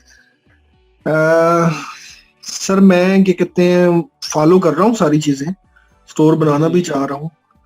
तो सर कुछ मैं वीडियोस भी देख रहा हूँ, चैनल भी देख रहा हूँ। तो सर जो पेमेंट का इशू है ना, वो कंफ्यूज कर रहा है बहुत ज्यादा, कि भी पाकिस्तान के अंदर हम पेमेंट कैसे लेकर आएंगे। कुछ लोग यूके से बना रहे हैं, कुछ मतलब कुछ के रिलेटिव्स हों, इस तरह करके। तो यार पेपाल के आतिफ लिए सबसे जो इजीएस्ट वे है ना जो पाकिस्तान के अंदर है, वो है टू चेकआउट। अगर आप टू चेकआउट पे अप्रूवल ले लो, पेपॉल की पेमेंट्स भी एक्सेप्ट करेंगे, कार्ड्स की पेमेंट भी एक्सेप्ट करेंगे, और 100% जो है ना पैसे आप तक पहुंचेंगे। ठीक है। अच्छा और अगर टू जी। चेकआउट नहीं होता तो फिर वो सारे काम है, वो फिर आप कंपनी रजिस्टर करवाएं, फिर पेपॉल बने, बैंक अकाउंट बने, वो सारे फिर उसके बाद के अल्टरनेटिव्स हैं। अगर आप पाकिस्तान में लाना चाह रहे हो, चीज सेल करना चाह रहे हो, पेमेंट करना चाहते हैं, तो आपके पास ऑप्शन हो कलेक्ट करने की। अगर कार्ड से पेमेंट करना चाहता है तो आपके पास ऑप्शन हो। वो दोनों चीजें रिजॉल्व कर देता है टू चेकआउट। तो उसके ऊपर हम बात करेंगे इस वजह से, इसलिए मैंने उसको चूज किया है। अच्छा चलें, ठीक है। सर अब स्टोर बनाना है तो क्या कहते हैं, अलाउ नहीं है पाकिस्तान के अंदर ये सारी चीजें। तो उसके लिए सर मुझे ईमेल सेपरेट बनाना चाहिए, जो मैं शॉपिफाई पे भी अटैच करूं, उसी के ऊपर मेरा फेसबुक हो, उसी पे मैं ग्रुप बनाऊं। तो मतलब ये सारी चीजें सेपरेट होनी चाहिए मेरी, क्योंकि अब देखें ना, कुछ ऑलरेडी पर्सनल जीमेल्स हैं या कुछ जो फाइबर अपवर्क पे चल रही हैं, तो उनसे हट के सेपरेट बनाऊं। तो ये थोड़ी सी ही है अलाउ क्यों कंफ्यूजन नहीं मुझे, है, इसका भी मतलब क्लियर अलाउ कर क्यों देता नहीं है? हूं। शॉपिफाई पाकिस्तान में अलाउ है, कुछ भी मसला उसमें, आप जो मर्जी में यूज करो। हम्म। सर एक स्टोर के लिए, अब जिस तरह अब आपने आज स्टोर बनाया है, तो उसके लिए एक स्पेसिफिक तो ईमेल सिर्फ चूज ना की। जी, सर जिस तरह अब हाँ बिल्कुल। फाइबर के लिए अब एक एसोसिएटेड ईमेल मैं चूज करता हूँ जब नई प्रोफाइल बना, नॉन एसोसिएटेड जो हम क्या कहते हैं डेटा फाइंड करने के लिए, लिंक्डइन फेसबुक के लिए, ताकि इतने वो ज्यादा मैसेजेस फॉरवर्ड ना हो हमें। तो ये सर मैं पूछना चाह रहा था कि अगर अब ये बाहर वाले कंट्रीज में हमने रन करनी है तो उसके लिए एक सेपरेट हो, ताकि अब देखें ना पर्सनल प्रोफाइल पे, अब मैं भी एडमिन होगा ना उस ग्रुप का, तो वो मेरी पर्सनल प्रोफाइल तो पाकिस्तान की होगी। तो उसके लिए क्या कहते हैं, मुझे बाहर का मतलब बनाना चाहिए ग्रुप, और फेसबुक सारी चीजें, इंस्टाग्राम। नहीं यार, ऐसा ऐसा कुछ भी नहीं है, इन चीजों से कोई फर्क नहीं पड़ता। ये आपकी मैनेजमेंट, आप चाह रहे हो कि मेरा एक ईमेल हो जो जो एक सेपरेट हो शॉपिफाई के लिए सारे ऑर्डर जो पेमेंट्स और जो कुछ भी इसके ऊपर related to my Shopify store आ रहा हो या मेरे स्टोर के रिलेटेड जो कुछ भी हो सर्विस ईमेल के साथ एसोसिएटेड हो और मुझे उसके ऊपर नोटिफिकेशन आ रहे हैं, तो फिर आप एक बना लो। अगर आप मतलब मैनेज करना ऑर्गेनाइज करना इजी हो जाएगा। अगर आपके पास पहले से ईमेल है लेकिन वो भी इतना ज्यादा यूज नहीं हुआ क्राउडेड नहीं है तो ला लो। अच्छा चलो ठीक है सर, लास्ट क्वेश्चन ये है एंड से है ना कि अगर आप उसका लो तो इसमें कोई प्रॉब्लम नहीं है कि हम किससे बनाते हैं, ये हमारी अपनी। अच्छा ठीक है सर, एक लास्ट क्वेश्चन ये है कि अभी फाइवर पे जो हमने गिग्स बनानी है उसका जरा मुझे बता दें कि भी अकॉर्डिंग टू ये जो हम कोर्स लाइन या लेक्चर ले रहे हैं, हमारा कोर्स है, उससे रिलेटेड कौन सी गिग्स हमारे लिए जो मुझे समझ आ रही है वो प्रोडक्ट हंटिंग और सोर्सिंग की एक अलग गिग बना ले हम, और उसके बाद एक जो जहां आगे मुझे जो लग रहा है कि हम क्लाइंट का स्टोर भी मैनेज कर सकते हैं। जारी बात ये तो देखो स्टेप बाय स्टेप हो रहा है। पहले मैंने प्रोडक्ट सोर्सिंग का बताया, हंटिंग का सोर्सिंग का वो आपने देखा, उसकी गिग बना सकते हो। फाइवर पे नहीं, सिर्फ फाइवर पे स्टिक नहीं करना, आप लोगों ने अपवर्क पे भी जाना है, बाकी प्लेटफॉर्म पे भी जाओ। दूसरी बात, अब आप प्रोडक्ट अपलोडिंग करोगे तो ये मैं इसलिए प्रोडक्ट अपलोडिंग पहले करवा रहा हूँ कि simple product, variable product uploading, manual, उसके बाद ऑटोमेशन कि अली एक्सप्रेस से डायरेक्ट इंपोर्ट करना है कैसे 1 क्लिक में आता है, वो चीजों की तरफ हम लोग आ जाएंगे। तो ऑटोमेशन और मैनुअल दोनों आ जाएगा। इसके बाद आप इसकी एक सर्विस दे सकते हो। फिर हम लोग आगे चलेंगे, शॉपिफाई जो जब कंप्लीट करेंगे या स्टोर डिजाइनिंग जब कंप्लीट करेंगे तो फिर वो भी एक सर्विस है, आप वो बना सकते हो। और जब ऐसे ही आपके पास ये सारी चीजें फेज से गुजर जाओगे तो फिर आप वीए की सर्विस देना चाहते हो, असिस्टेंट की सर्विस देना चाहते हो तो वो भी दे सकते हो, क्योंकि आपको हर चीज का पता है। उसमें तो ये इस तरह से कंप्लीट आ जाएगा। तो ये स्लोली आपकी नंबर ऑफ सर्विसेज बढ़ती जाएंगी। अच्छा ठीक है सर, मुझे जो इशू आ रहा है ना सर, जो फेसबुक लाइब्रेरी है ना सर, जहां तक मेरा माइंड मुझे कह रहा है कि भी वहां सिर्फ हमने आइडिया लेना है कि कौन सी प्रोडक्ट मार्केट में इन है। क्योंकि सर जब हम फेसबुक पे देखते हैं या वायरल या स्पॉन्सर्ड पोस्ट को देखते हैं तो वो सेम प्रोडक्ट हमें अली एक्सप्रेस पे नहीं मिल रहा होता, या कोई ब्रांड का होता है तो वो हमें नहीं मिल रहा होता। अब आज तो असाइनमेंट की तो उधर से हम ढूंढ लेते हैं लेकिन अली एक्सप्रेस पर नहीं मिल रही होती। सर आइडिया ही लेना होता है ना हमने फेसबुक एड से कि भी कौन सी अगर तो जी दो चीजें ना, अगर तो वो चीज आपको मिल जाए तो बेस्ट है, आप वो कर लो। अगर नहीं मिलती तो यही तो आपका माइंड है, मतलब हर बंदे का सोचने का एक एंगल है। अब आप ये चीज सोच रहे हो तो मींस आप एक डिफरेंट थोड़ा सोच रहे हो यार कि मुझे नहीं मिलती ना मिले, मुझे इससे कोई क्लोज वेरिएंट अगर मुझे कहीं से मिलता है तो मैं वो क्यों ना ट्राई करूं अपना बना के। क्योंकि जब एक चीज मार्केट में चल रही है और मैं उससे कोई बेटर चीज कहीं से निकाल लेता हूँ, कहीं से सोर्सिंग उसकी कर लेता हूँ, तो हो सकता है वो उससे ज्यादा अच्छा परफॉर्म करे। तो ये फिर आप उसकी टेस्टिंग में जाओगे तो यही असर में करना होता है। ये एक्सपोजर लेना है और उसके बाद आपने जाना है। अगर चीज बनी बनाई मिल जाए तो बेस्ट है, नहीं बनी बनाई मिलती तो आपने खुद से देखना है कि आप क्या कर सकते हो।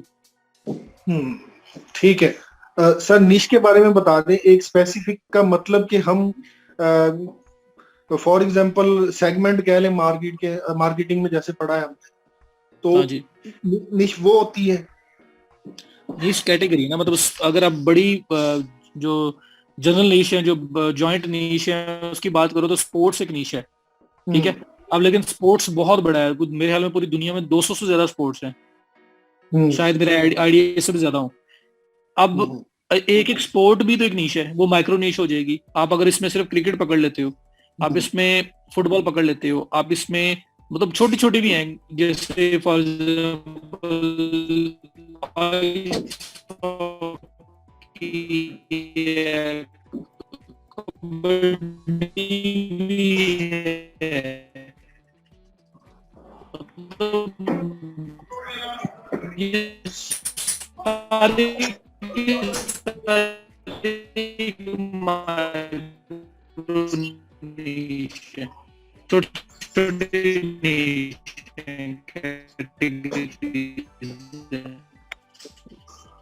अच्छा चले ठीक है sir, thank you. Micro niche start से ले सकते हो या एक मेन जनरल बड़ी नीश से स्टार्ट ले सकते हो, लेकिन माइक्रो नीश ज्यादा बेहतर है। तो ऐसे हाउस होल्ड है तो उसके अंदर आप तो नीश है छोटे। ख्याल है कि